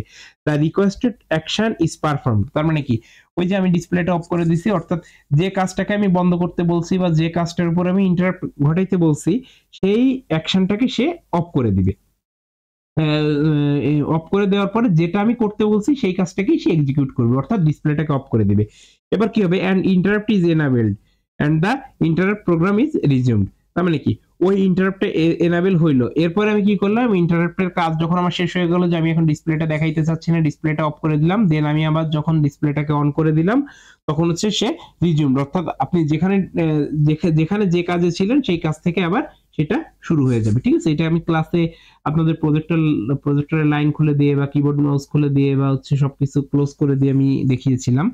তো এটা একটু রিক্যাপ করলে হয়তো পাবেন। তো এটা কিভাবে হচ্ছে, যদি আপনাকে একটা ফ্লো ডায়াগ্রামের মাধ্যমে বুঝাইতে বলে যে একটা ইন্টারাপ্ট আসলে কিভাবে ঘটে সেটার একটা ফ্লো ডায়াগ্রাম আপনাকে দেখাইতে, তাহলে সেটা হচ্ছে আপনি কিভাবে দেখাবেন। ফার্স্ট হচ্ছে আপনার ইন্টারাপ্টটা অকার হইলো, স্টার্ট হইলো, ইন্টারাপ্ট অকার হইলো, দেন হচ্ছে প্রসেসর সেভ দ্য কনটেক্সট, অর্থাৎ যে কাজগুলো চলতেছিল আমি যে ডিসপ্লে অফ করে দিলাম, আমি যদি যে কাজগুলো চলতেছিল প্রসেসর যদি সেভ করে না রাখতো তাহলে কি হইতো, যে এই প্রসেসর যদি সেই ডেটাগুলোকে মেমোরিতে সেভ করে না রাখতো তাহলে আমি আবার যখন ডিসপ্লে আনছি সেই জায়গা থেকে ডেটাগুলো দেখানো যাইতো না। তো ও ইমিডিয়েটলি সেটাকে সেভ করবে, তারপর হচ্ছে ইন্টারাপ্টটাকে আইডেন্টিফাই করবে যে কোন টাইপের ইন্টারাপ্ট আসছে, এবার সেই ইন্টারাপ্টটাকে হ্যান্ডেলারের কাছে পাঠাবে যে হচ্ছে এই ইন্টারাপ্টটা যে আসছে সেটা কিভাবে কাজ করবে সেটা দেখাবে। এবার হচ্ছে কি পারফর্ম আইএসআর, মানে কি ইন্টারাপ্ট সার্ভিস রুটিন, সে কি করবে যে যে ইন্টারাপ্টটা পাঠানো হয়েছে সেই ইন্টারাপ্টটার কি কাজ বা কেন পাঠানো হয়েছে সেই কাজটাকে সে পারফর্ম করবে, অর্থাৎ ডিসপ্লে অফ করতে বলছে ডিসপ্লেটাকে অফ করে দিল, এরপরে আবার যখন ডিসপ্লে অফ করে আমার যে কাজ সেটা যখন শেষ হয়ে গেছে তখন আবার আমি আগের যে প্রোগ্রাম সেটাতে আসতে চাইছিলাম, তার মানে কি ইন্টারাপ্ট সার্ভিস রুটিন এখন যে প্রোগ্রামটাকে আমি সেভ করে রাখছিলাম সেই প্রোগ্রামটাকে আবার রিস্টোর করে দিবে, তারপরে এই যে কাজটা চলতেছিল সেটা আবার নরমালি, মানে যে স্লাইড দেখাচ্ছিলাম সেটা আবার নরমালি চলতে থাকবে। ঠিক আছে, আচ্ছা এখানে হচ্ছে স্টেপ ওয়াইজ বলে দেওয়া রয়েছে যে ইন্টারাপ্ট হ্যান্ডলিং মেকানিজমটা কি, কিভাবে কাজ করে, এরকম স্টেপ ওয়াইজ হচ্ছে আপনারা লিখে দিবেন। ঠিক আছে, আচ্ছা দেন হচ্ছে এখানে আছে ইন্টারাপ্ট ল্যাটেন্সি। তো ল্যাটেন্সি জিনিসটা কি, যে আপনি একটা ইন্টারাপ্ট ক্রিয়েট করলেন, ইন্টারাপ্ট এই সার্ভিস এই যে ইন্টারাপ্টটা ক্রিয়েট করার জন্য আপনার যে কাজে যে একটা দেরি হইলো বা এই যে ভিতরে প্রসেস গুলো চললো এটার জন্য যে কাজে দেরি হইলো এটাকেই বলা হচ্ছে যে ইন্টারাপ্ট ল্যাটেন্সি। এখানে আপনার ডেফিনেশন দেওয়া আছে, এক্সাম্পলও দেওয়া আছে, যেমন একটা printer generates an interrupt when it needs attention, the computer must pause its task to process the interrupt, such as writing for a document to finish the printing. তো দেখেন ইন্টারাপ্টের যে ল্যাটেন্সিটা হচ্ছে এখানে কি হচ্ছে, আপনার অনেকগুলো ডিভাইস থেকে ইন্টারাপ্ট আসছে, তো কন্ট্রোলার কি করবে, কন্ট্রোলার এইগুলোকে সব একটা সিরিয়াল ওয়াইজ সাজায় রাখলো, একটা একটা করে ইন্টারাপ্ট এখন দিচ্ছে, এই ইন্টারাপ্টের কাজ সিপিইউর কাছে দিচ্ছে, যখন করতেছে এই সিপিইউ ইন্টারাপ্ট এনেবল হয়ে যাবে এই পিনের মাধ্যমে, যদি কানেকশন করে দেয় তাহলে সিপিইউ সেই ইন্টারাপ্টের জন্য কাজ করবে, যদি কানেকশন না দেয় তাহলে সেই কাজটা করবে না। তো এই যে যে কাজগুলো হচ্ছে বা এই যে সিরিয়ালি দাঁড়ায় আছে, মনে করেন আপনার একটা প্রিন্টারে 5টা ডকুমেন্ট আপনি প্রিন্টের জন্য পাঠিয়ে দিয়েছেন, একটা একটা করে তো আসবে, তো আপনি 5টাই একই সঙ্গে প্রিন্ট কমান্ড দিছিলেন বাট একটা একটা করে যে প্রিন্ট হচ্ছে, তো ওইটার জন্য যে টাইমটা নষ্ট হচ্ছে বা যে টাইমটা লাগতেছে ওইটাকেই বলা হচ্ছে আপনার ইন্টারাপ্ট ল্যাটেন্সি, ইন্টারাপ্ট রিকোয়েস্ট পাঠাইতে যে টাইমটা যাচ্ছে। তো দেখেন আমাদের ইনস্ট্রাকশন সাইকেল যে স্টেট ডায়াগ্রাম সেটা ইন্টারাপ্ট দিয়ে কেমন হবে, আমাদের আগের যে কাজ ছিল সেই কাজ আমাদের আগের মতোই চলবে সব, জাস্ট কি করবে অপারেন্টটাকে স্টোর করার পরে সে এখন চেক করবে যে কোনো ইন্টারাপ্ট আসছে কিনা, যদি ইন্টারাপ্ট আসে তাহলে সেই ইন্টারাপ্ট ওয়াইজ কাজ করবে, আর যদি ইন্টারাপ্ট না আসে, এটা যদি ইয়েস হয় তাহলে সে ইন্টারাপ্ট ওয়াইজ কাজ করবে, যদি ইয়েস না হয়, যদি ইন্টারাপ্ট না থাকে তাহলে নরমালি এখান থেকে ফিরে যে আগে যেভাবে কাজ করতো সেভাবেই কাজ করবে।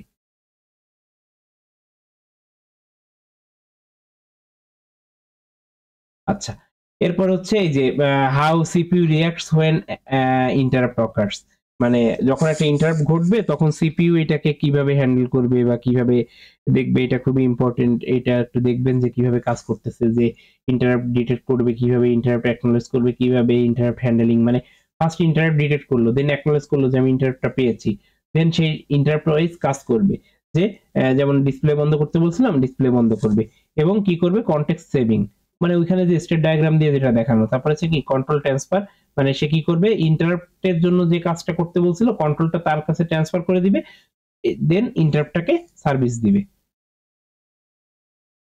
আচ্ছা এবার হচ্ছে ইন্টারাপ্ট ট্রিগারিং মেথড। তো ইন্টারাপ্ট হচ্ছে দুইটা ভাবে ট্রিগার করা হয়, একটা হচ্ছে লেভেল ট্রিগার্ড, একটা হচ্ছে এজ ট্রিগার্ড। তো লেভেল ট্রিগারটা কি, একদম এই সাইডেই আসি, আমাদের ইমেজ দিয়ে বোঝানো আছে, লেভেল ট্রিগার হচ্ছে যে 0 1 0 1, অর্থাৎ হাই লেভেলে থাকলে করবে নাকি লো লেভেলে থাকলে করবে সেটা।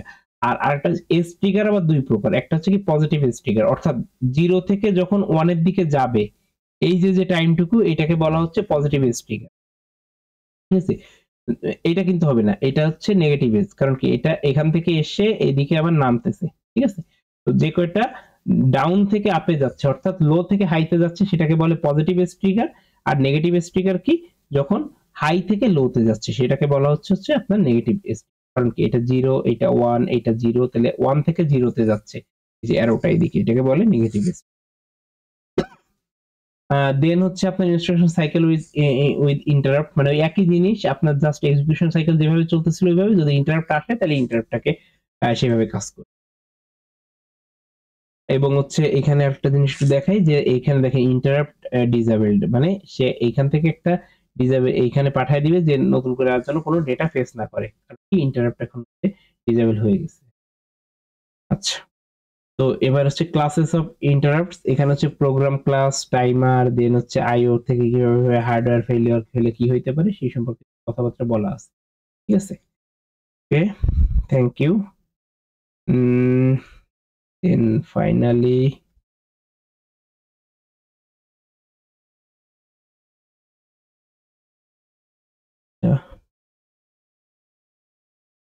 নাও আমাদের লাস্ট টপিক আমাদের হচ্ছে bus interconnections, instruction set and addressing mode.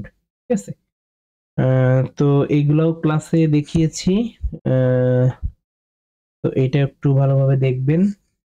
তাহলে আমরা একটু সামনের দিকে আগাই। আমাদের ফার্স্ট হচ্ছে বাস ইন্টারকানেকশন। আমরা এর আগে অনেকবার এইগুলা পড়ছি যে বাস ইন্টারকানেকশন গুলো কিভাবে করা হয়, কিভাবে হয় না হয়। ঠিক আছে, তো বাসটা কি, বাসটা সম্পর্কে আমরা হচ্ছে সবাই জানি যে এই যে কানেকশন বা যে লাইনগুলোর মাধ্যমে হচ্ছে আমরা সিপিইউ বা অন্য কিছু কমিউনিকেট করি, এটাকে হচ্ছে আপনার বাস বলা হয়। ঠিক আছে, যে কানেকশনের জন্য যে মেজর পার্ট বা মেজর কম্পোনেন্টস গুলা। তো এখানে হচ্ছে আমাদের বাস আছে, মেইনলি কন্ট্রোল বাস, ডেটা বাস, আচ্ছা এটা ডেটা ডিএটি। আপনারা যখন পড়বেন আপনারাও স্লাইডের মধ্যে একটু ঠিক করে নিন, এটা আমার টাইপিং মিস্টেক হয়েছে। স্লাইডে হয়তো ঠিক করে দিয়েছি, তারপরে যদি ঠিক না থাকে একটু জাস্ট দেখেন আর কি।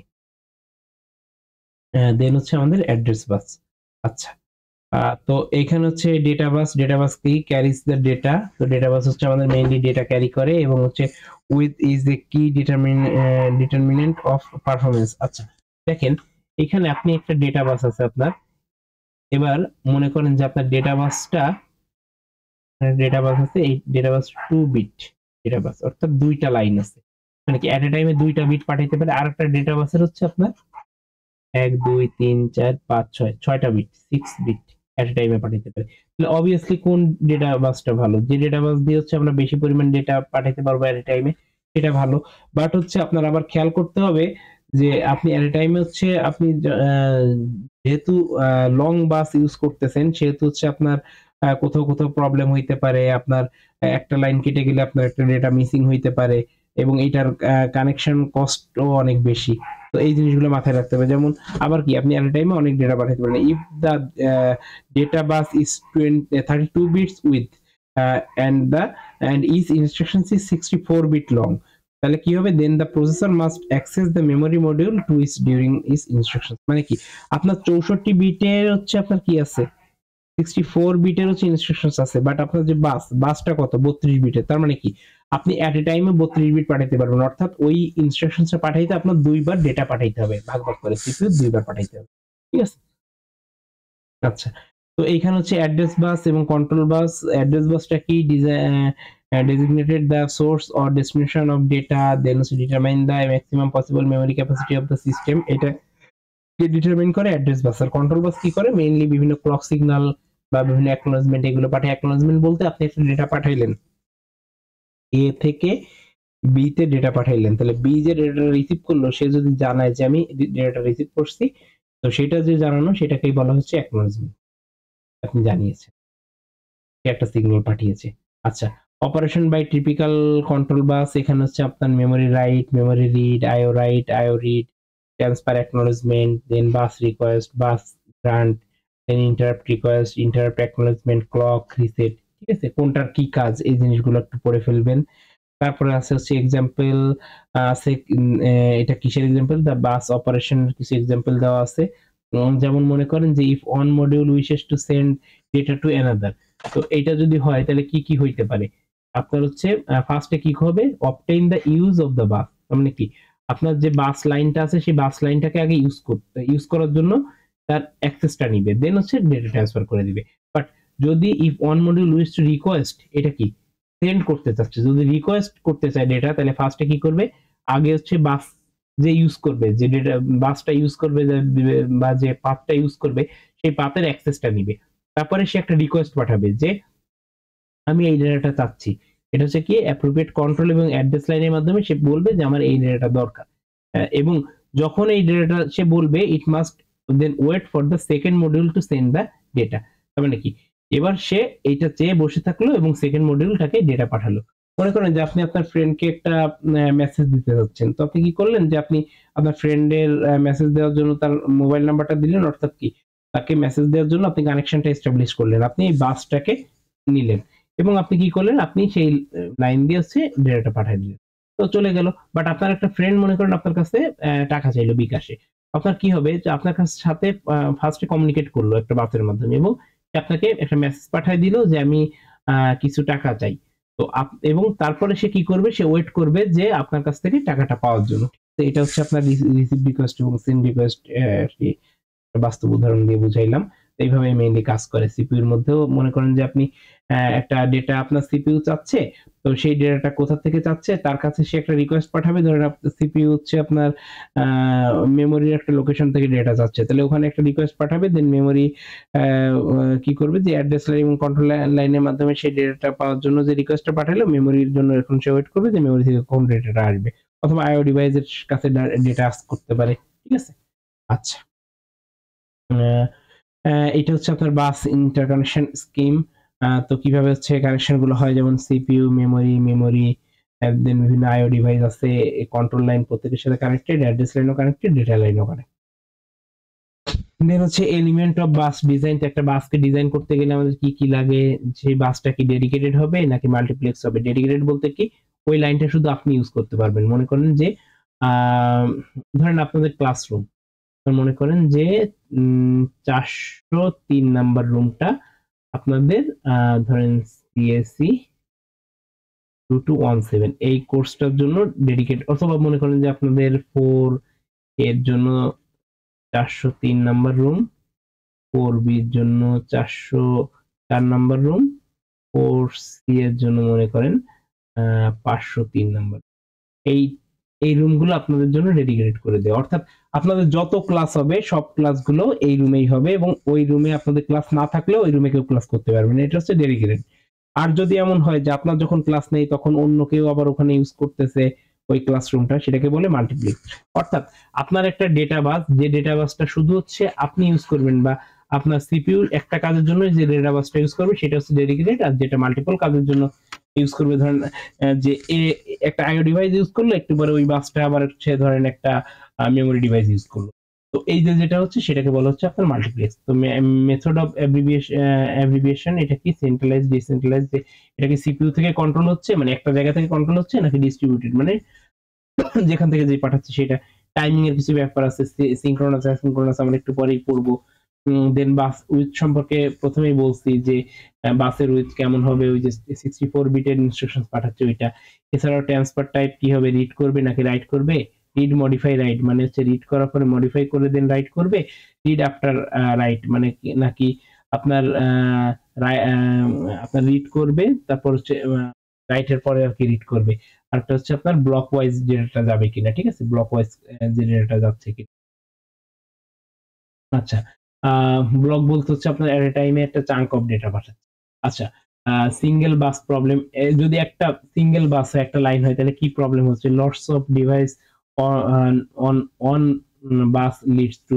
তো এখানে কি প্রপোগেশন ডিলে হইতে পারে। প্রপোগেশন ডিলে কি? এটা consist of several temporal element and as such it is not a single entity. It refers to the time required by a signal to travel through a guide or free medium. ঠিক আছে? গাইডের free মিডিয়ামে সে যাইতে পারবে কিনা। এটা হচ্ছে আপনার লং ডেটা পাথের means that the coordination of bus use can adversely affected the performance if aggregate data transfer approves bus capacity. ঠিক আছে? Most system use multiple bus to overcome this problem. তো দেখেন আপনার আমি আরো সহজ করে বলি, আপনার মনে করেন যে একটা সিঙ্গেল বাস আছে। তো সিঙ্গেল যদি একটা বাস থাকে তাহলে সেই বাস লাইনটাকে ইউজ করার জন্য প্রত্যেকটার ওয়েট করতে হবে। এখানে একটা প্রপাগেশন ডিলে চলে আসবে। আপনার বাসটা যদি অনেক লম্বা হয় তো সেক্ষেত্রে আপনার ডেটা যাইতে বা ডেটা লস হয়ে যাওয়ার বা ডেটাতে নয়েজ চলে আসার একটা পসিবিলিটি আছে। তো এগুলো হচ্ছে আপনার সিঙ্গেল বাস প্রবলেম। তো দেখেন ট্র্যাডিশনাল আইএসএ, তো এইখানে আমাদের দেখেন কিছু বাস সম্পর্কে বলা আছে।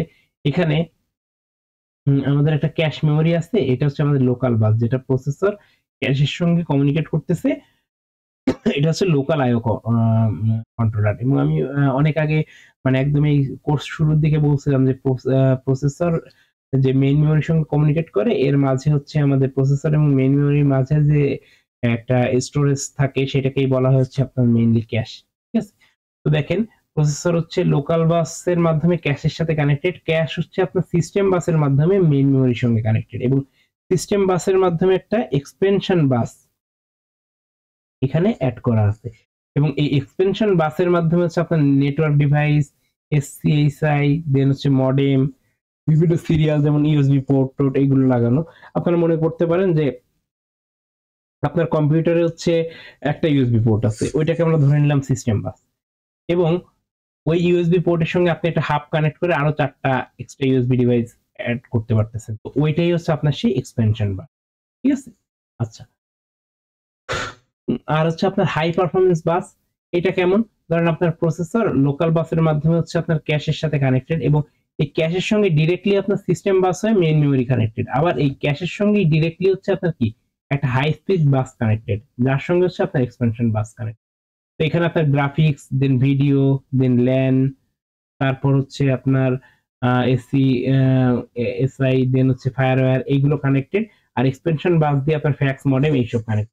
তাহলে মনে করেন যে আপনার একটা ল্যান কানেক্ট করতে হবে, ল্যানটা যদি হাই স্পিড বাসের সাথে কানেক্ট করা হয় এবং সে ডিরেক্টলি দেখেন ক্যাশ হয়ে হচ্ছে আপনার প্রসেসরের সঙ্গে কানেক্ট হচ্ছে, মানে কি সিস্টেম বাস ঘুরে তো যাইতে হচ্ছে না, অর্থাৎ বা এই যে এক্সপেনশন বাসের যে বাকি যে ঝামেলাগুলো এই ইন্টারফেসটাকেও পার করতে হচ্ছে না, তাহলে অবশ্যই ল্যানের স্পিডটা বেশি হবে। তাহলে কোনটা কোথায় ইউজ করতে হবে এরকম যদি কোনো সিনারিও দেয়া থাকে তাহলে আমরা অবশ্যই বলতে পারবো যে এখানে হাই পারফরমেন্স বাস ইউজ করতে হবে, নাকি হাই স্পিড বাস ইউজ করতে হবে, নাকি হচ্ছে আমাদের এইখানে যেমন বলে দেওয়া আছে যে নরমাল যে বাস আর কি ট্র্যাডিশনাল বাস সেটা ইউজ করলেই চলবে। তো এই জিনিসগুলো হচ্ছে আপনাদের একটু বুঝে লিখতে হবে আর কি। আচ্ছা, এরপর হচ্ছে বাস টাইপ, বাস টাইপ ডেডিকেটেড যেটা বলছি যে সেপারেটেড ডেটা অ্যাড্রেস লাইন, যে আপনার 12টা বিট আছে, 12 বিটের জন্য 12টা লাইন দেওয়া। মাল্টিপ্লেক্স হচ্ছে shared line, address valid or data valid control line. Advantage হচ্ছে আপনার ফিওর লাইন, আর ডিসঅ্যাডভান্টেজ কি মোর কমপ্লেক্স কন্ট্রোল, তারপর হচ্ছে আলটিমেট পারফরম্যান্স। ঠিক আছে, এগুলো আর কি। আচ্ছা, এরপর হচ্ছে আপনার টাইমিং, সিনক্রোনাস, অ্যাসিনক্রোনাস। সিনক্রোনাস বলতে কি? সিনক্রোনাস হচ্ছে একটা এটাকে বলা হয় যে ফুল ডুপ্লেক্স আপনি বলতে পারেন, অর্থাৎ আপনার ধরেন দুইজনের টাইম ম্যাচ হইলো বা দুইটা ডিভাইসের মধ্যে টাইম ম্যাচ হইলো। ধরেন আপনি একটা সিপিইউ থেকে একটা ডেটা পাঠাইলেন যেটা হচ্ছে সেম টাইমে আপনার ডিসপ্লেতেও শো করতেছে, প্রিন্ট হচ্ছে, তাহলে এট এ টাইমে হচ্ছে, এবং সে একটা নির্দিষ্ট ক্লক পালসকে ইয়ে আর কি ফলো করে দেন ডেটাটাকে ট্রান্সমিট করতেছে। তো সেটা হচ্ছে আপনার সিনক্রোনাস। আপনি আরো সহজ একটা উদাহরণ দিই।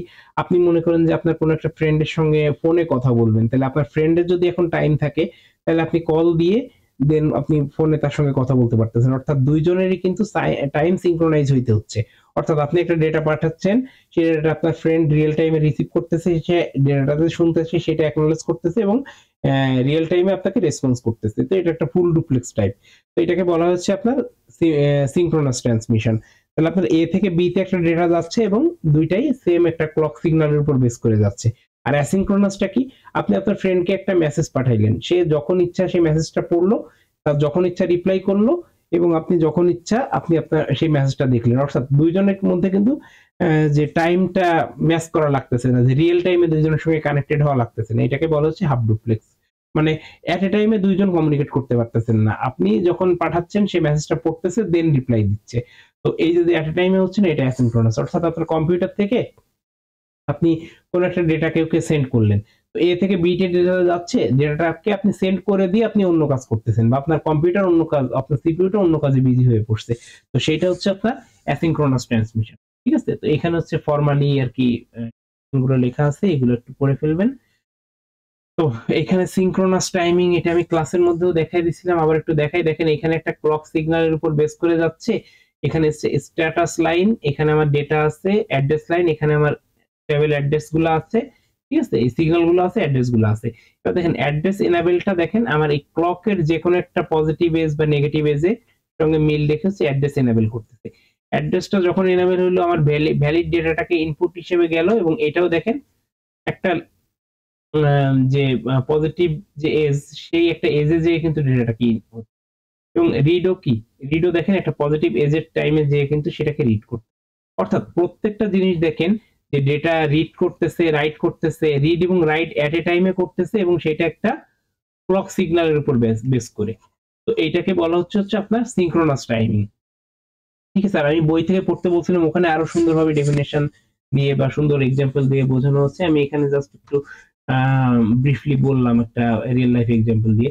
এখানে দেখেন আপনার অ্যাসিনক্রোনাসে কি হচ্ছে, অ্যাসিনক্রোনাসে সে ডেটাটাকে এটা সে রিড করতেছে এবং সে অ্যাকনলেজমেন্টের জন্য ওয়েট করতেছে, এবং এখানে কোনো ক্লক সিগন্যাল নেই। তার মানে কি, সে রিড যখন করবে রিডের মতন করে করতেছে, আবার রাইট যখন করবে রাইটের মতন করে করতেছে। রিড এবং রাইট দুইটা কিন্তু এট এ টাইমে একই ক্লক পালসের উপর বেস করে হচ্ছে না, ঠিক আছে। আচ্ছা, দেন হচ্ছে এবার instruction set and addressing mode, এগুলো সম্পর্কে একটু দেখি। দেখেন এই সিম্পল ইনস্ট্রাকশনস ফরম্যাট, এখানে কি আছে, অপকোড আমার যে 4 বিট এবং আমার দুইটা 6 বিট করে 12 বিটের দুইটা অপারেন্ড, অর্থাৎ যে দুইটা অ্যাড্রেস সেই দুইটা আমার রয়েছে। তো দেখেন এই অ্যাড্রেসিং মোডটা হচ্ছে আমার মেইনলি 1 2 3 4 5 6 7 সাতটা মোড আছে। সাতটা মোড এখানে একবারে দিয়ে দেওয়া আছে। আমরা প্রত্যেকটা মোড সম্পর্কে একটু দেখি। ইমিডিয়েট অ্যাড্রেসিং এটা কি, এটাতে আপনি ডিরেক্টলি ডেটাটা দিয়ে দিবেন। Operant is a part of instructions, এখানে আপনি কোনো অ্যাড্রেস দিবেন না। অপকোড দিবেন, অপকোডের পরে অপারেন্ডের ডিরেক্ট ভ্যালুটা দিবেন, যেমন অ্যাড হচ্ছে আপনার অপকোড, তার সঙ্গে আপনি ডিরেক্ট ভ্যালু বসাই দিবেন। এটা হচ্ছে ইমিডিয়েট অ্যাড্রেসিং। এটা হচ্ছে আপনার মানে কোনো মেমোরি রেফারেন্স লাগতেছে না, এটা ফাস্ট, এবং হচ্ছে এটা রেঞ্জ অবশ্যই লিমিটেড। কারণ কি, আপনি এখানে 12 বিট আছে, তার মানে কি 2 টু দি পাওয়ার 12, এর থেকে বেশি পরিমাণ ইনস্ট্রাকশন আপনি দিতে পারবেন না, মানে অ্যাড্রেস দিতে পারবেন না। এবার ডিরেক্ট অ্যাড্রেসিং কি, এখানে হচ্ছে আপনি কি করতেছেন, অ্যাড্রেসটা রাখতেছেন, এখানে কিন্তু আপনি ডিরেক্ট কোনো ভ্যালু দিচ্ছেন না, ডিরেক্ট অ্যাড্রেসটা মেমোরির একটা অ্যাড্রেসকে রাখতেছেন।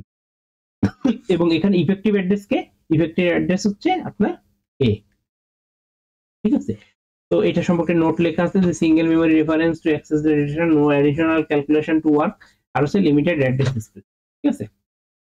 আর এই add contents of cell A to accumulator, অর্থাৎ কি, এই অপারেন্ডের যে ভ্যালুটা, এই ভ্যালুটাকে মানে এইখানে অ্যাড্রেস বলতে এই এটা, এইখানে হচ্ছে অ্যাড্রেস, এর মধ্যে হচ্ছে আপনার এই 5টা আছে, যেটা কি আমরা আগেরবার ডিরেক্টলি বলছিলাম কি অ্যাড 5, তার মানে কি 5কে অ্যাকুমুলেটরের যে ভ্যালুটা আছে তার সঙ্গে যোগ করতে। আর এখানে আমরা কি বলছি, অ্যাড্রেসটাকে বলছি, এই মেমোরির মধ্যে এ হচ্ছে এর অ্যাড্রেসটা, যার মধ্যে আমার ভ্যালু আছে হচ্ছে 5।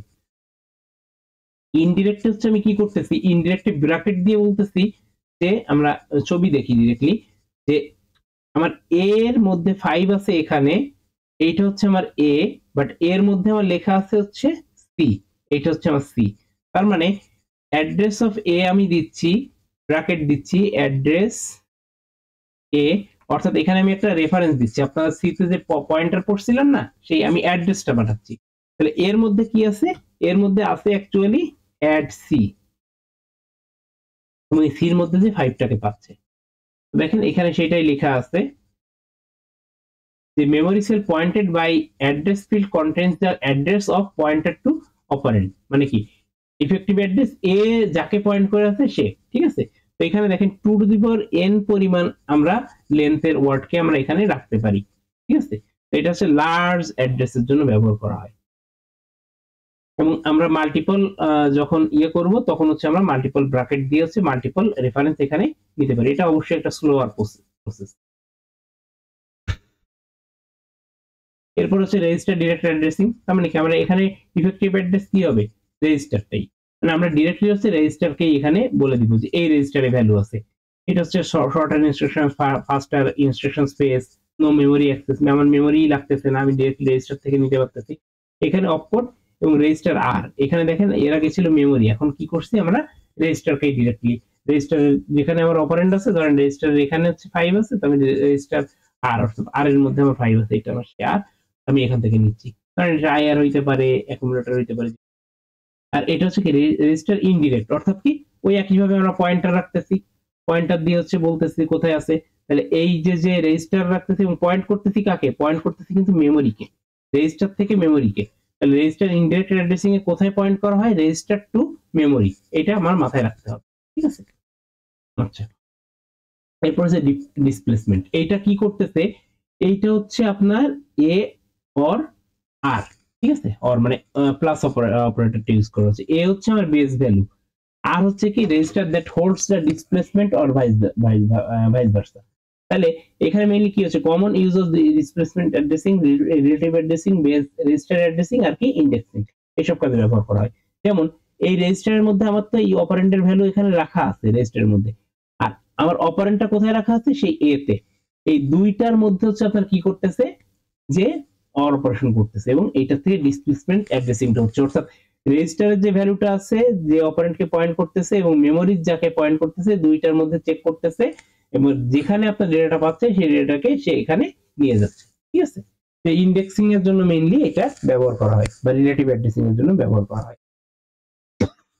আর স্ট্যাক অ্যাড্রেসিংটা কি, operand is on top of stack, অর্থাৎ অপারেন্টটা হচ্ছে আপনার টপে থাকবে। দেখেন add pop top 2 items from the stack, এটা আমরা স্ট্যাক তো চিনি, ধরেন এটা হচ্ছে স্ট্যাক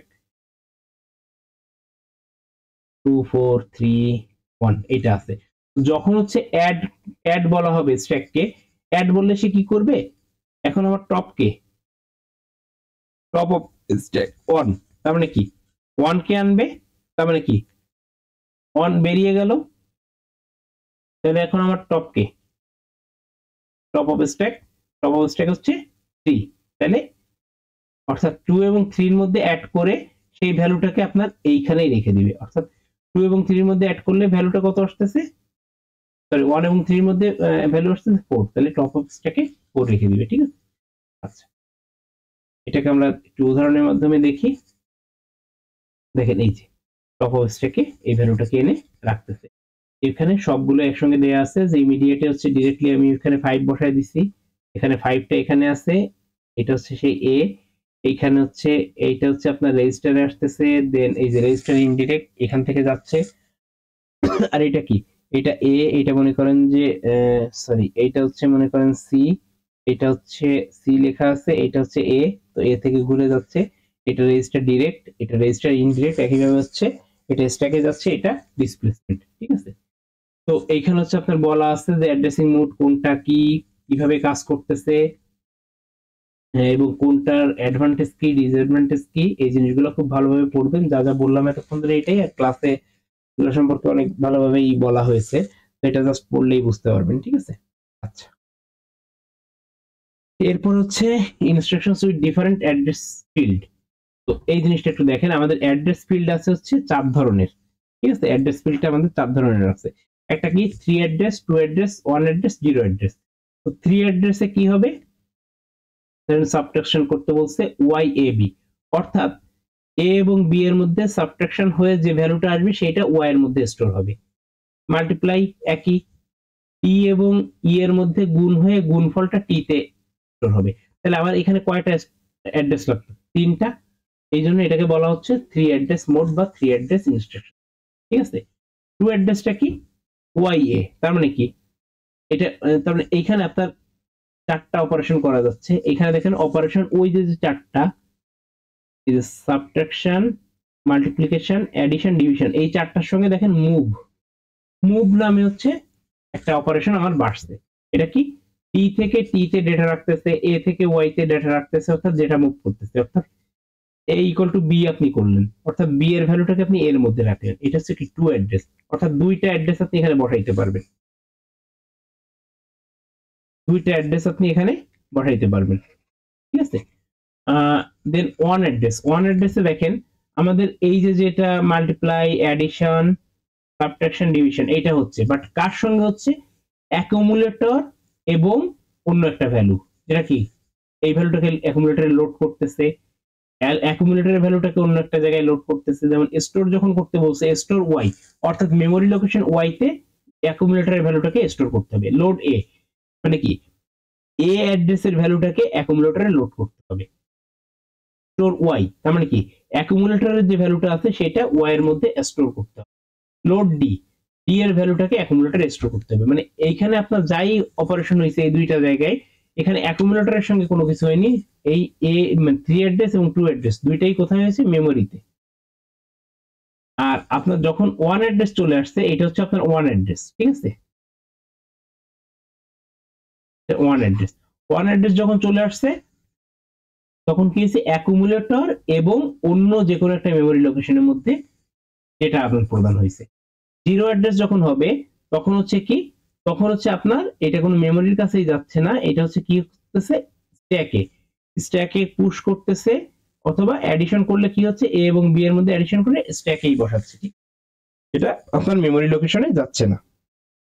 আচ্ছা, আর ফাইনালি হচ্ছে আপনার রিস্ক কি এবং সিস কি।